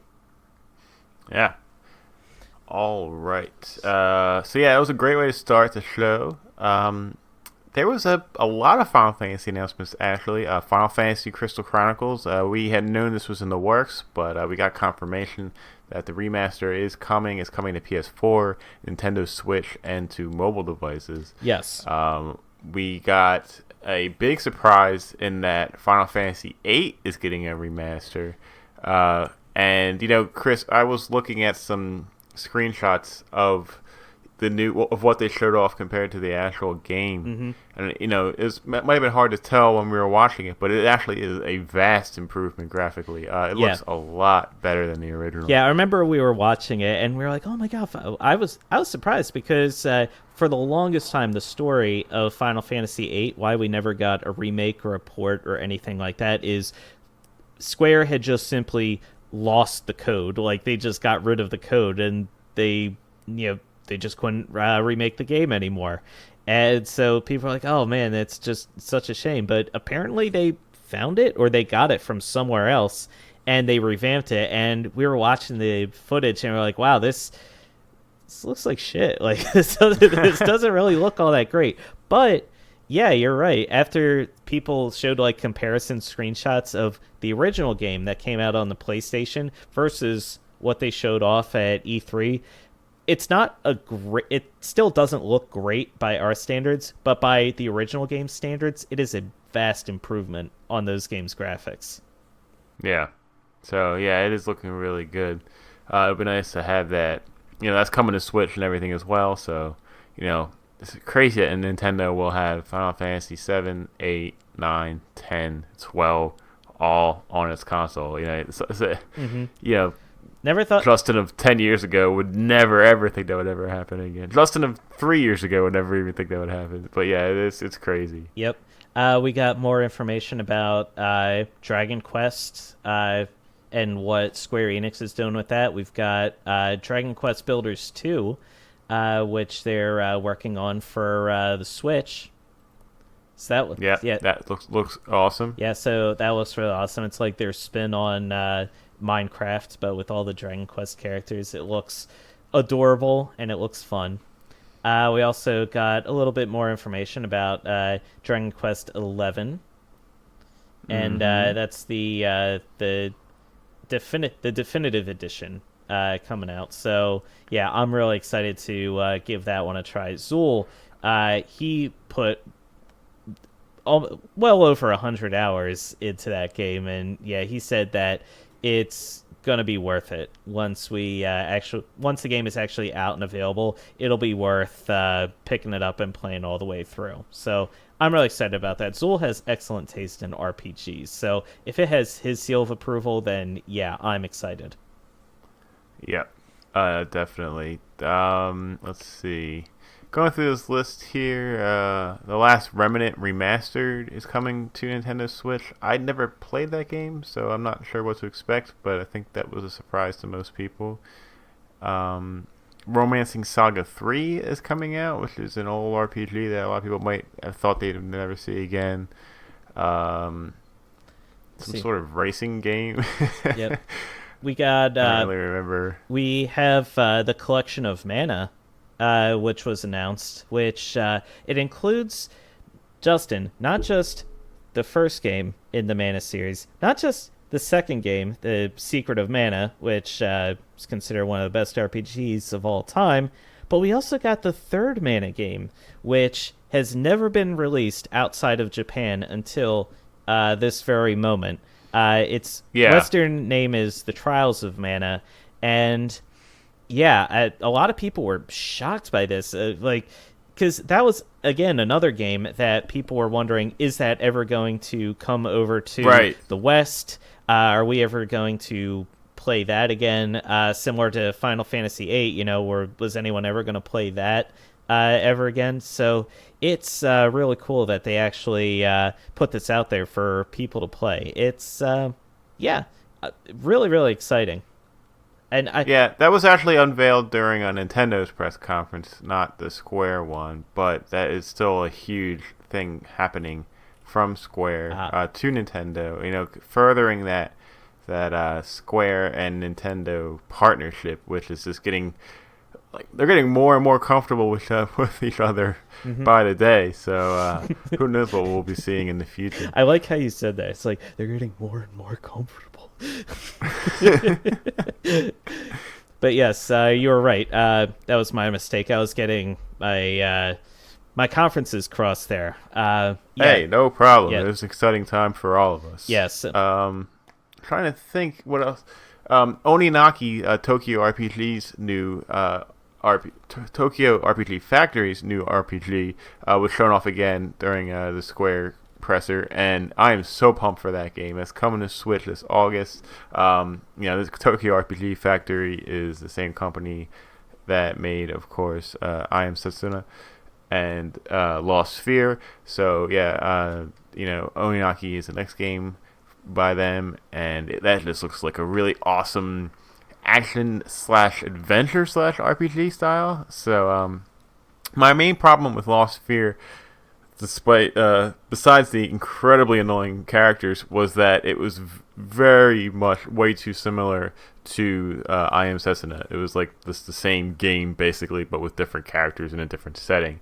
Whereas this game is basically a whole new style of gameplay, with some really cool looking characters and monsters. Yeah, so I am totally pumped for that when that is coming out. Yes, I agree with that 100%. What else? And then there was the Marvel announcement. Yes. Avengers. Yes, Avengers. Apparently, this had been in the works for a while. That Square had announced they had a Avengers game they were working on. This took up the final 20 minutes of the Square Enix press conference, and in that 20 minutes, we did not see 1 second of gameplay. Yeah, that was definitely a little bit surprising. We got a lot of... they showed off a lot of the Avengers footage, and we got to see the character models and learn more about, I guess, what the game is actually going to play as. And I do appreciate that the character models for each of the Avengers, they're not really they're not based off of the actors from the Marvel franchise of movies. Right. So they can kind of stand out on their own, and you can understand, okay, this isn't like a movie tie-in to the game. This is yes, it's the Avengers, but it's not tied to the actual movies. So it can kind of stand out on its own that way. I think I thought the game looked pretty cool. Like you said, though, it is a little concerning that they didn't show off any actual gameplay, what it's like to play as each of these characters. I'm sure they're each going to have their own unique play style. Like Spider-Man, you're going to be zipping along and have to be quick and quick little jabs, where Hulk, you can just burst through and just beat the living shit out of everything you come across. So I mean, it's going to have different play styles that will appeal to different types of gamers, which that's I've got no issues with that. I think it'll be fine. I don't necessarily know if I'm going to pick the game up when it comes out, but I can understand a lot of people being really excited and looking forward to this one when it comes out. Because I mean, hell, Spider-Man last year that was very, very well received. A lot of people had that not as their game of the year, but as like one of their main games of the year. For good Yeah, reason. I think this has potential to be a great game. I did like that they have a great voice acting team that's working as the heroes. They showed a lot of the cutscenes they showed. You know, the facial animations and everything looks fantastic. So yeah, I think this does have a really good chance of being, a very popular game. I just thought it was really strange how they chose to end the conference with this and like spend so much time on it, and not really show us how the game's gonna work at all. I Yeah. thought maybe they could have swapped. Maybe started the show with the Marvel thing and then ended with Final Fantasy VII instead of the way they did it around. But potato, potato, tomato, tomato. Yeah. I mean, I understand. Like Final Fantasy VII, we already got the big news of the release date announced early, so they wanted to kick things off with that and just get that out of the way, I guess. And plus, I mean, Marvel, the Avengers franchise is still hugely popular, so it makes sense, I guess, for them to finish off with not their most famous franchise by any stretch, but a famous franchise that people are interested in. But yeah, I'm with you. It would have been nice to get at least some gameplay out of them. Yeah. All right, so wrapping up E3 on your brother's birthday was the one conference that you and I, unabashedly Nintendo fans, we were looking forward to the most, and that was, of course, the Nintendo E3 Direct. Now, up to this point, Justin, this E3 I felt was very, very, very meh, if not terrible. I was not like Square Enix had a good conference, but I wasn't like, that wasn't really strong enough to make this like a fantastic E3. Uh, Bethesda fell flat, Ubisoft fell flat, EA was fine, I guess. Microsoft was good, but all in all, it was just not like the whole conference really wasn't doing it for me. And then Nintendo happened. And then Nintendo happened. All right, so look, yeah, as Chris said, we have always said we are Nintendo fanboys through and through, but our opinions of this, we're not biased here because That we, this is not biased. I feel like that it is very necessary to point out we are being as objective as possible yeah, here when we say that Nintendo definitely had the best showing at E3 this year. we equally call out Nintendo on their crap as much as we praise them, Oh and yeah. Nintendo has had some of the worst press conferences I've ever seen in my life at E3. I mean, there have been some terrible years where I literally like wanted to pull my hair out watching it.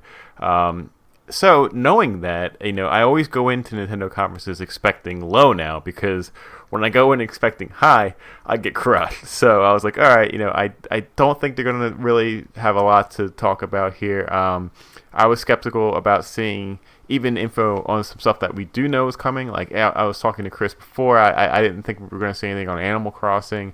I thought it was just going to be very focused on stuff. Nintendo themselves had tweeted out that they were only going to focus on games that are coming out in 2019. They lied. But maybe it was, yeah, maybe they did this to kind of lower expectations even more. But yeah, it's very, very rare, I feel, when Nintendo does a lot of stuff right. And I think they did it this year, and I think we deserve to give them the praise for having such a great show. Yeah, they were firing on all cylinders on this one. Seemingly every announcement and everything that they put out was just like it was just jam packed with a lot of great information. They showed off a ton of stuff. It was full of really, really great surprises, which we'll get to in a second. But I will admit, when they kicked off the conference, they had said Sakurai had said we're going to show off a new fighter for Smash Brothers Ultimate at this conference, and I was like, oh, okay, and we were speculating beforehand, talking about, oh, is it going to be Minecraft Steve? Is it going to be Banjo-Kazooie? Is it going to be Crash Bandicoot? It could be like all sorts of different characters. And they kicked off the conference by announcing that it was going to be the hero from Dragon Quest. And I have to admit, I was a little underwhelmed. I was like, okay, I was like, that's it, I mean, like, yeah, I get Dragon Quest is one of the best-selling franchises out there, but still, like, we have so many people with swords in Smash Brothers Ultimate, like, how many more sword wielders can you possibly have? Yeah, it was a little surprising, but I think it does make a lot of sense. I think it is a great character to have in Smash Brothers. What makes him stand out is that you're not just playing a single hero. The different color variants are different heroes from different Dragon Quest games. And, the final Smash, when he uses it, summons all of the heroes from the Dragon Quest game. So, really, that character is just a celebration of Dragon Quest, the franchise in general. I thought that was pretty cool. Yeah, I was like, I mean, initially, because I wanted all those other different characters, but having the Dragon Quest hero being introduced, I said, okay, it's not like, this isn't terrible. It's not the end of the world or anything, but it's it's a fine addition, especially like people love the Dragon Quest franchise, so let them play as one of their favorite heroes. And this is the hero from 11 that is coming out in the fall, so that's right. That's a really good tie-in there. Yeah. So at that point, did you think that was it for Smash, or did you think we might see something else? I'll admit I thought that was it, because Sakurai had said you're gonna hear about the new fighter, and I thought, oh, that was the new fighter. So I said, like, not what I was looking for, not what I was expecting, but okay, I can roll with the punches, I'm fine with it. So I had my guard down, I'll admit. So moving on, we had a lot more information revealed about all sorts of other games. We had the collection of mana that I mentioned before. Justin, we also got a lot more information about one of your most anticipated games this year. That is Luigi's Mansion. Astral Chain. Oh, no, I'm just kidding. No, not Astral Chain. It's not Astral Chain. Although we did get some Astral Chain information. If you want to talk about that instead of Luigi's Mansion 3. No. All right. So Luigi's Mansion 3 looks fantastic. Yeah, it looks. It's the game I didn't know I wanted to have another sequel to, but I do, and I can't wait. Like, I mean, it's just, there's so much charm in Luigi's Mansion games. They're so silly. Like, Luigi, he's a ghost hunter in a he's mansion. In a hotel. He's in a hotel now. All right, right? This one he's in a hotel. It's like a giant, like, towering hotel. He is going on vacation with Mario and Peach and Toad. They all get kidnapped. It's up to Luigi to find them. Professor Egad is back. Luigi has a new and improved Poltergust called the Polter G00. Luigi has new moves now, where not only does he shine the flashlight on the ghosts and suck them in, he can literally slam them into the ground and slam them into other ghosts. To weaken them. It looks so good. The Polter G00, or the Polter Goo, also has the ability to create a gooey doppelganger of yourself, named, this is canon, named Gooigi. Right. Now, Gooigi had existed before. He was in the Luigi's Mansion remake that came out on the 3DS, I think, last year. But I don't think many people played that, so he seemed new to a lot of people, and they just kind of rolled with it. Right. So Gooigi has the ability to go through different areas that Luigi himself cannot. Like he can walk through spikes, he can walk through, I'm assuming, like screen doors, things of that nature. So he can go through different obstacles and areas that Luigi himself can't go through. But Luigi cannot go across water. Water will dissolve him. So I imagine there's going to be a lot of different puzzles and different rooms that you're going to have to solve where you figure out, okay, do I need to be Luigi? Do I need to be Luigi? How do you switch like back and forth between the two of them? So yeah, I'm really excited to see what Nintendo does with that concept. Yeah, it just looks so great. Bursting with charm. My favorite video game character of all time. Like, I can't wait. The only problem is we didn't really get a release date for the game. Yeah, quite strange. It just still said 2019 for Luigi's Mansion 3. Not positive what would be causing that hold up. Maybe there's still a little bit of things that need to figure out. Hopefully it comes out like in October, like around Halloween. That would make a lot of sense. Yeah, because it's spooky. Yeah, I'm sure we'll get that solid date sooner rather than later. We did get a release date, though, for The Legend of Zelda Link's Awakening.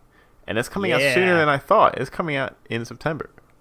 Yes, coming out a little bit late September. And they showed off some of the gameplay footage for it, and we also got to see some of the gameplay at the Treehouse event after, the Treehouse that Nintendo always does a fantastic job of showing off at E3. The game looks amazing. I love the art design that they put together for this game.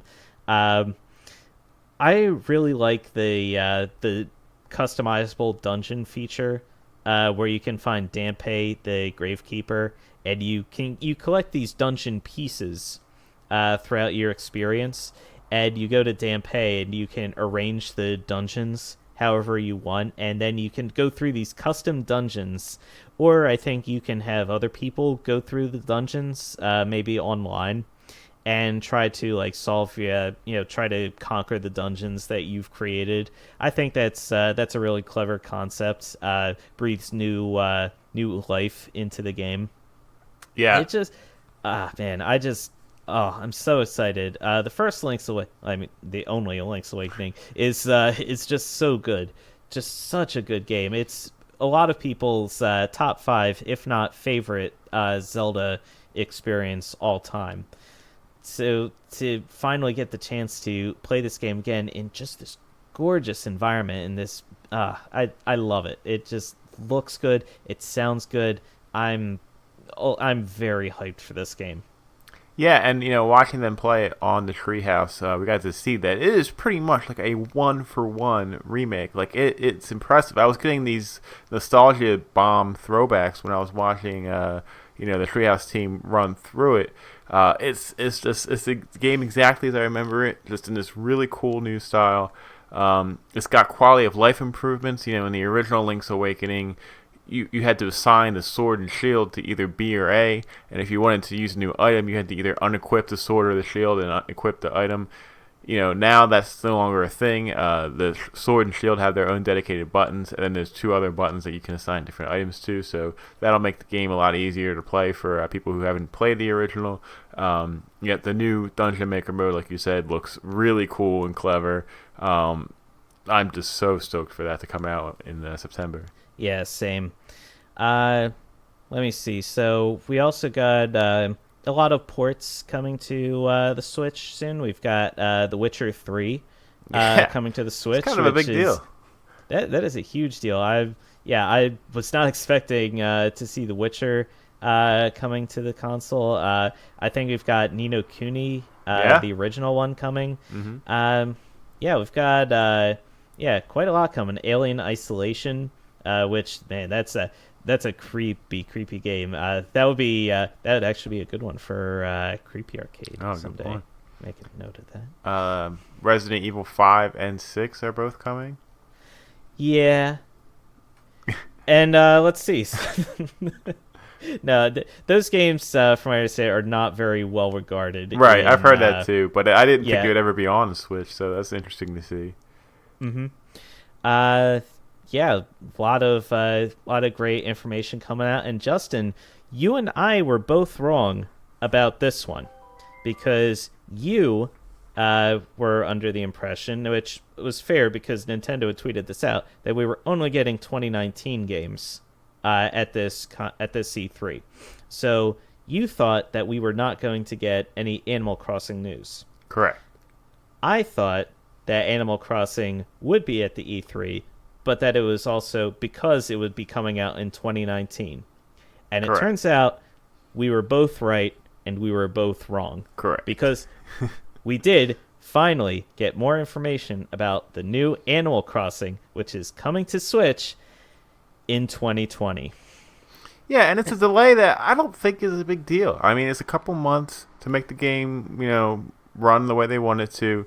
There's already so many games coming out at the end of the year. I'm totally fine. I'll be able to hold my own, for this to come out in March. Yeah, I've got no qualms about this game coming out a little bit later. Like a lot of people said, even Nintendo mentioned afterwards when they were asked about the delay, they strongly believe in their developers and their team working on the game having a good work-life balance. They don't want their employees to get burnt out. They don't want them to have to suffer the same crunch that is pervading the rest of the video game industry.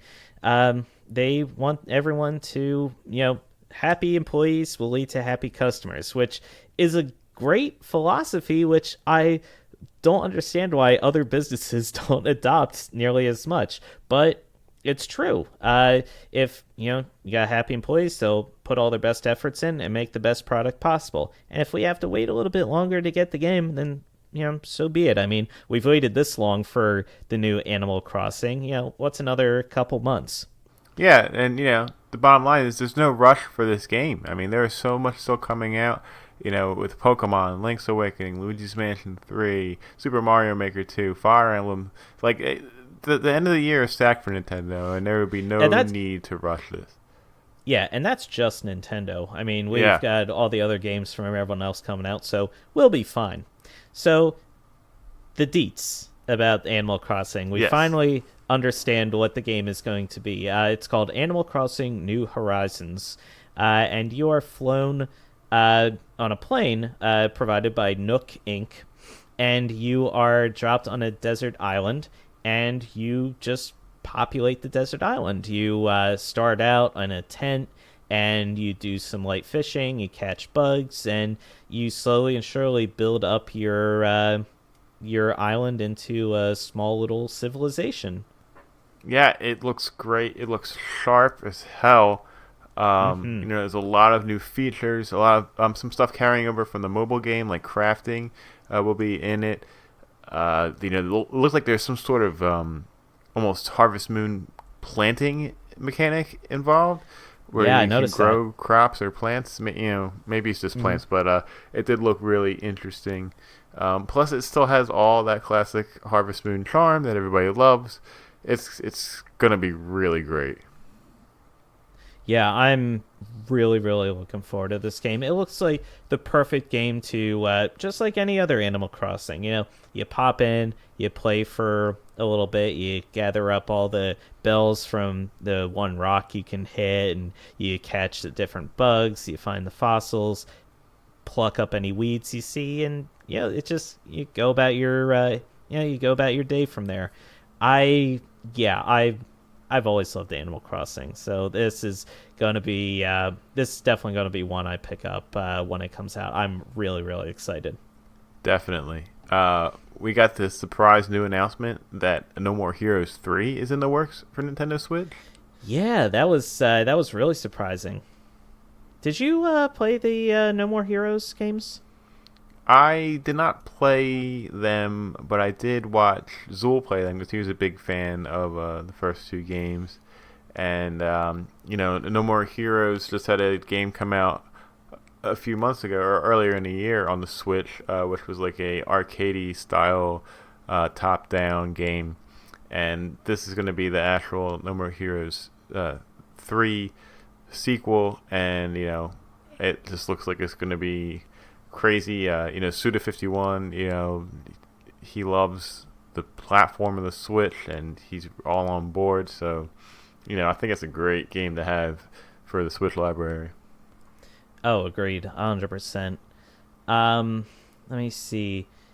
Anything else before we get to the two big announcements, the two capstones? A lot of little stuff. Panzer Dragoon coming to Switch, I thought was crazy. Yes. That was something so out of left field. I would never even guess in a million years we'd see. But yeah, it's a remake of Panzer Dragoon that's coming to Switch by Sega. They We got also more about Damon Ex Machina. Damon I Ex believe. Machina, it was looking great. I watched some Treehouse footage of that. Game apparently has improved a lot since the demo that came out last year. So that's interesting to see. That's coming out in 2019 as well. There was a real surprise, weird announcement of the Dark Crystal Age of Resistance Tactics, a tactics-based RPG based on the Dark Crystal, which is a series that is being on Netflix that's based on the original Jim Henson movies. Like, it was such a strange trailer that, like, Yeah, you didn't know what to make of it. yeah.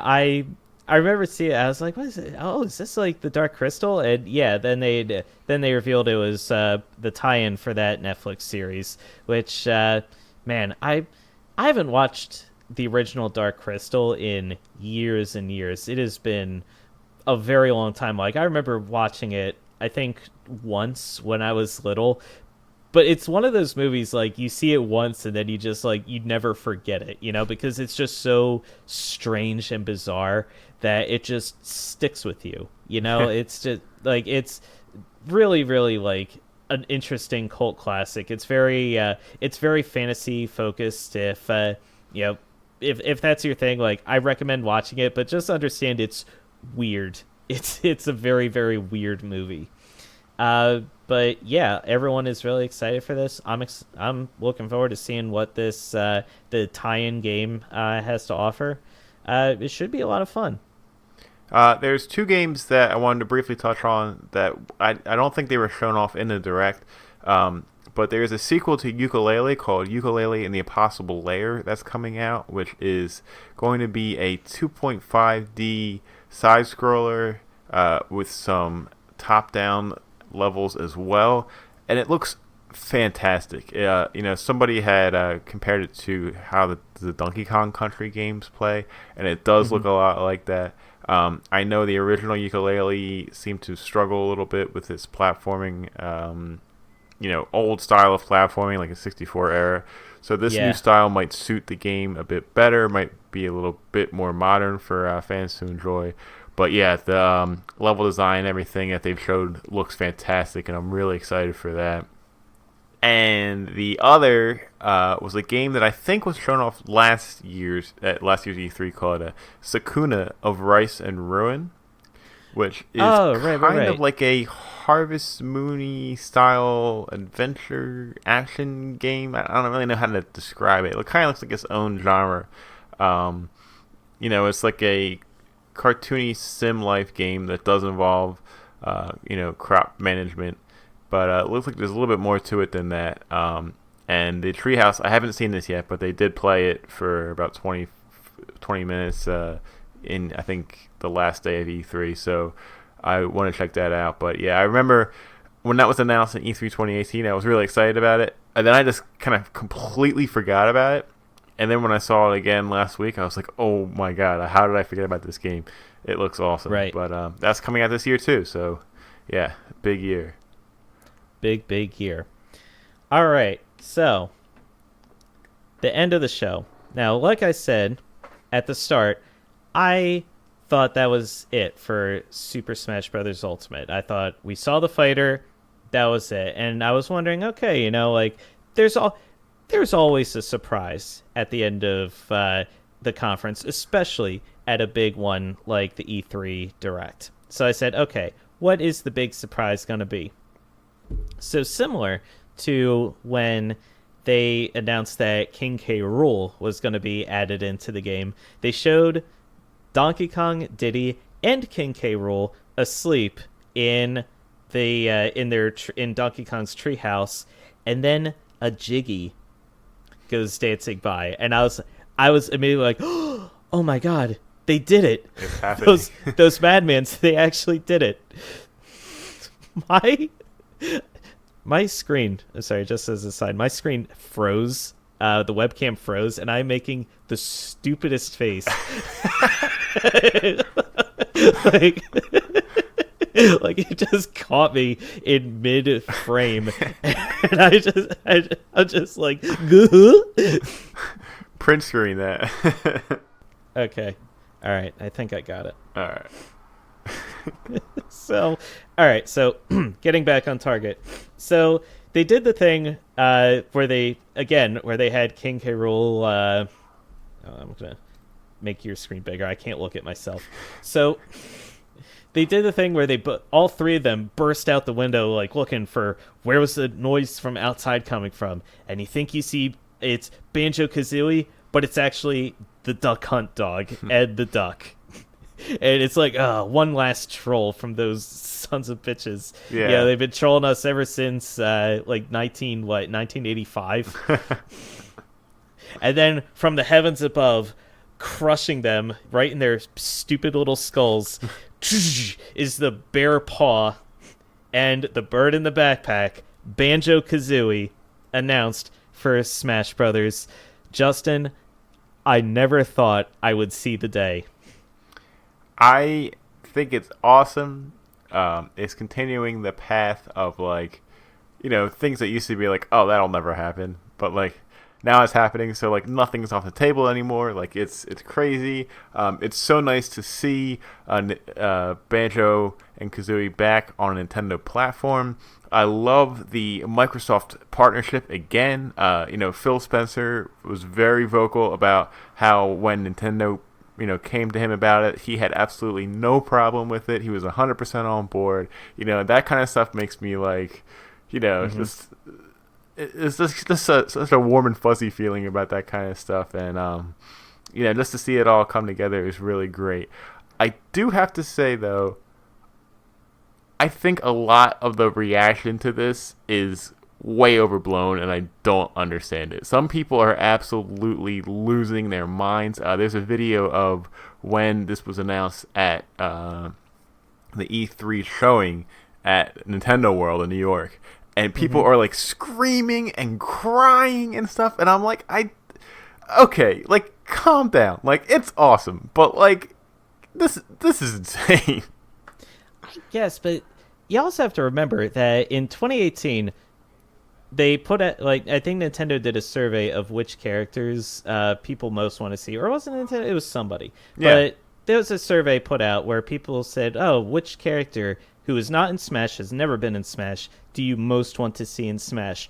And the overwhelming number one choice was Banjo-Kazooie. And those games, there has not been a new game in the Banjo-Kazooie franchise for a very long time. Not since Banjo-Tooie. There have been no games released involving Banjo-Kazooie ever since then. There has been Banjo-Kazooie, then Banjo-Tooie, and then just a complete drought of absolutely nothing else whatsoever. I think you better check your nuts and bolts in your brain there, Chris. You hush your mouth. We don't talk about that. So people have been really champing at the bit for something related to Banjo-Kazooie to come out for a long time, because those games, when they came out, if you try to play those games today, I feel like they have a lot of the same problems that Donkey Kong 64 has if you try to play it today. That style of gameplay is very dated. The open world platforming type action, with the janky camera. That's it's not modern, but it's still pretty fun to play. For my money, I think it's slightly better design and better handle than Donkey Kong 64. I don't know if that's controversial or not, but that's just my opinion.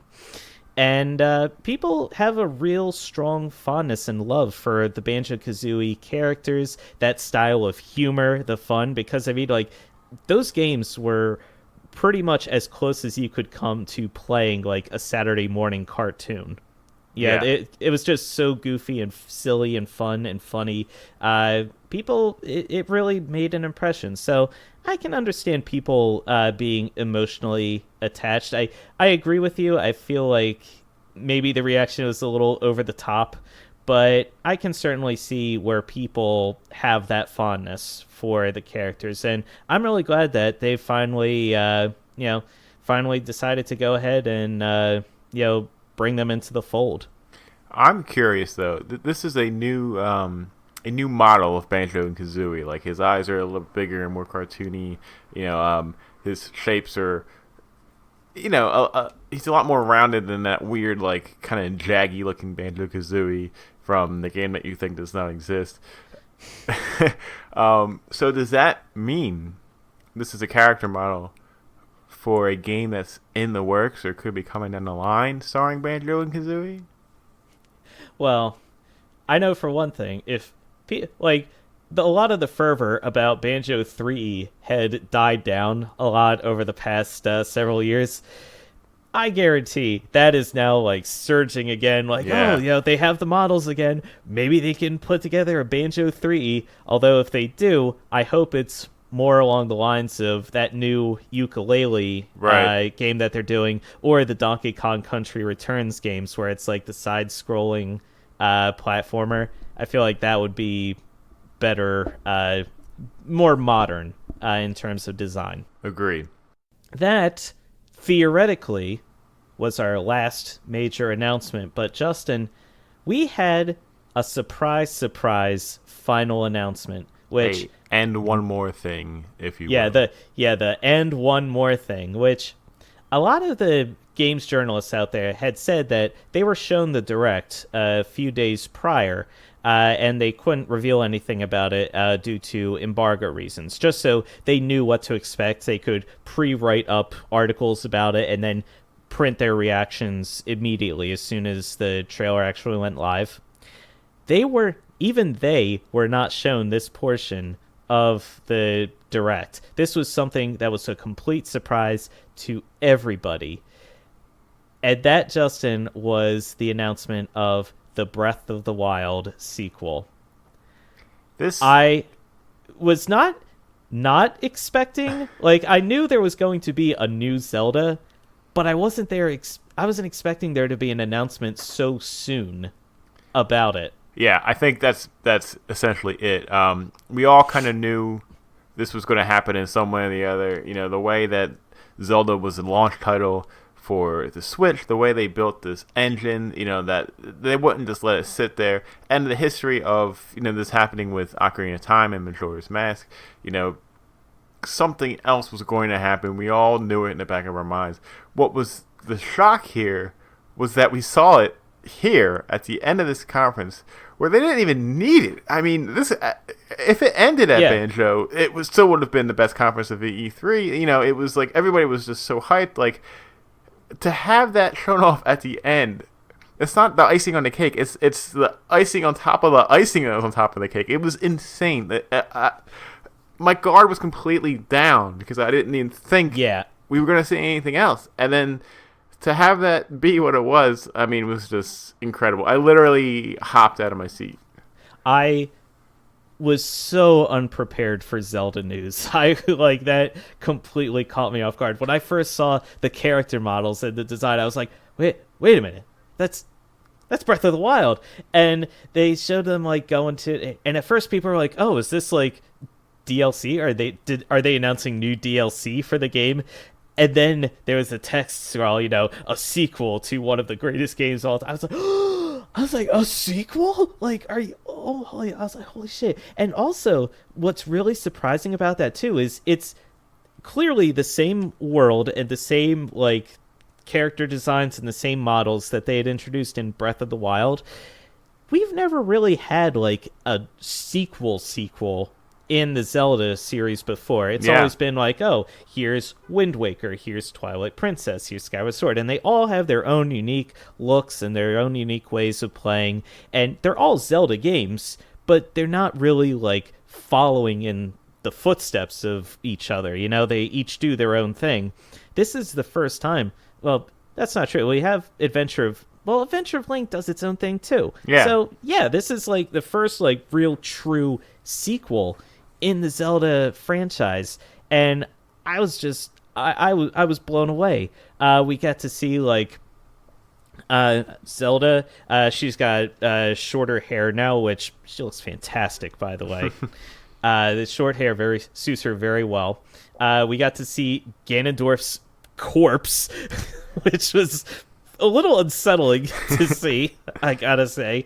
But, I mean, it is what it is. This is a darker Zelda than a lot of previous entries have been. You get to see Hyrule Castle, like, lifting up into the sky. I was like, oh my god, like, what is this game? Like, I'm sure we're not going to see this game be released for another couple years. I have no doubt about that. But the fact that they teased it, the fact that we know it's coming, I was floored.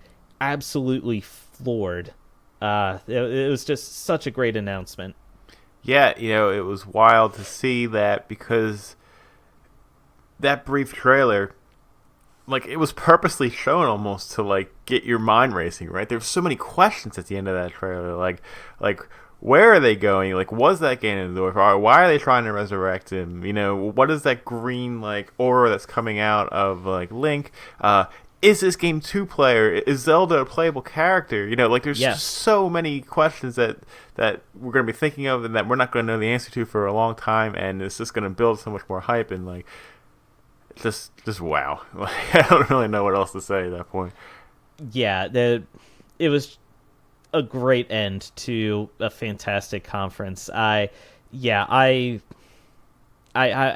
just stunned. Like, the Banjo-Kazooie news had me. I was like, oh my god, like that's amazing, that's fantastic. But the Zelda sequel news, that floored me. I'm ultra hyped for that, because I definitely want like an improvement on what they had in Breath of the Wild. They have the overworld, I think, solid set. That is great. They need to overhaul the dungeons and the bosses and provide some variety there. That's, for me, the biggest thing they need to focus on. Maybe have a system where you could repair the weapons going forward. But who knows? Who knows what's going to actually be included in this game? It's just, like you said, so many questions. Yeah. It's incredible. And that was how the conferences of E3 ended. 2019 is in the books. Looking forward to E3 2020. There's going to be a lot more announcements on, hopefully, the PS5, Project Scarlet. Right. We'll get to see how Stadia is doing by that point. Maybe that will be when Nintendo starts to show off some new hardware for the Switch. A lot of possibilities for next year. Right. Anything you're looking forward to? I think next year is going to be a lot of information about the new console generation. We're probably going to get the official name for the Xbox, Project Scarlet. We'll find out more info about PS5. We'll probably get more information about Fallout 76 and the improvements. Year 3 improvements that Bethesda's making to them. I imagine we'll get probably more. I'm hopeful we'll get a little bit more information about Metroid Prime at that point. Just like a little teaser, a little nugget of information. Yeah. Certainly it's not going to be out next year or maybe even the following year. But, we'll get, I'm sure we'll get some information then. It should be a solid conference next year. This one was pretty good. Nintendo, I think, really saved it at the end with huge announcements. But, I thought all in all, it was pretty pretty weak in the middle, but it finished strong. So, all in all, good E3. Yeah, I definitely agree with you there. Was there anything that you were hoping to see in this year's E3 that you didn't see? Any absences that were notable to you? Aside from Sony not being there, obviously. I was hoping to get a little bit more information about Beyond Good and Evil 2 from Ubisoft's conference. I know, again, that's been in development for a long time now. Probably has a lot more to go at this point, but to not even get like a little kernel of information, to get absolutely nothing about the game at all is definitely disappointing. But I'm hopeful that maybe Ubisoft will have more information later this year to present. Who knows? It's still a long year. There's still plenty of surprises in store, as always. Sony still has to hold their event where they talk more about the PS5, so we'll get more information about that from them. So, yeah, anything for you that was not there that you really wanted to be there? Yeah, one of my favorite games that was shown off at last year's E3 was Tunic. That was the top-down adventure game where you're starring a little fox. It's like a sword and shield, pretty Zelda inspired. And, I gotta say, I am really surprised because I thought we would get some sort of news about a release date or something within a year, from last year's E3 leading up to today. We haven't gotten anything, so I thought for sure we would get some more information at this year's E3, and it wasn't there at all. So I'm a little concerned about that game and where it's at, where it is in development. Hopefully we'll get some sort of an update soon. But the way that it was shown off at E3 2018 and then just went completely dark, it's really got me a little bit worried. All right. So that, I think, is going to do it for our E3 discussion for 2019. Yeah, it was a long episode. Thanks for bearing with us, but there was a lot to talk about, and even more that we didn't even get a chance to talk about today. So, if you're interested, if you missed any of the conferences, of course they're all online. Go watch them when you have time, and hit us up. Let us know what you're most excited for, anything that you wanted to see but you didn't see, or what your expectations are for next year's show. But thanks for being along with us for this ride. Yep, and if we got anything wrong, let us know. If you want to yell at me about anything, go right ahead. I can take it. All right, and with that being said, that's all for this week. Remember, Press Play Repeatedly posts new episodes Tuesdays on Apple Podcasts, Google Play, Podbean, YouTube, and Spotify. If you like what you hear, please take a moment to rate and review the show or tell your friends about us. It helps other people find the podcast and will really help us grow. So thank you to all who have rated, reviewed, and subscribed so far. We love you. You can follow us on our Facebook page or on Twitter and Instagram. We are at PAR_podcast. I'm at Cgold113, and Justin is at Oaf7724. You can email us any questions or comments at parpodcast@gmail.com. That's parpodcast@gmail.com. And don't forget to check us out on our website on PressARepeatedly.com, where this week we have some Pokemon Sleep fan art posted by friend of the show, Elena Tomasello. So be sure to check that out. And that's all for this week. Chris and Justin signing off. And remember to watch the same giant scorpion robot boss fight over and over and over again. Press A repeatedly.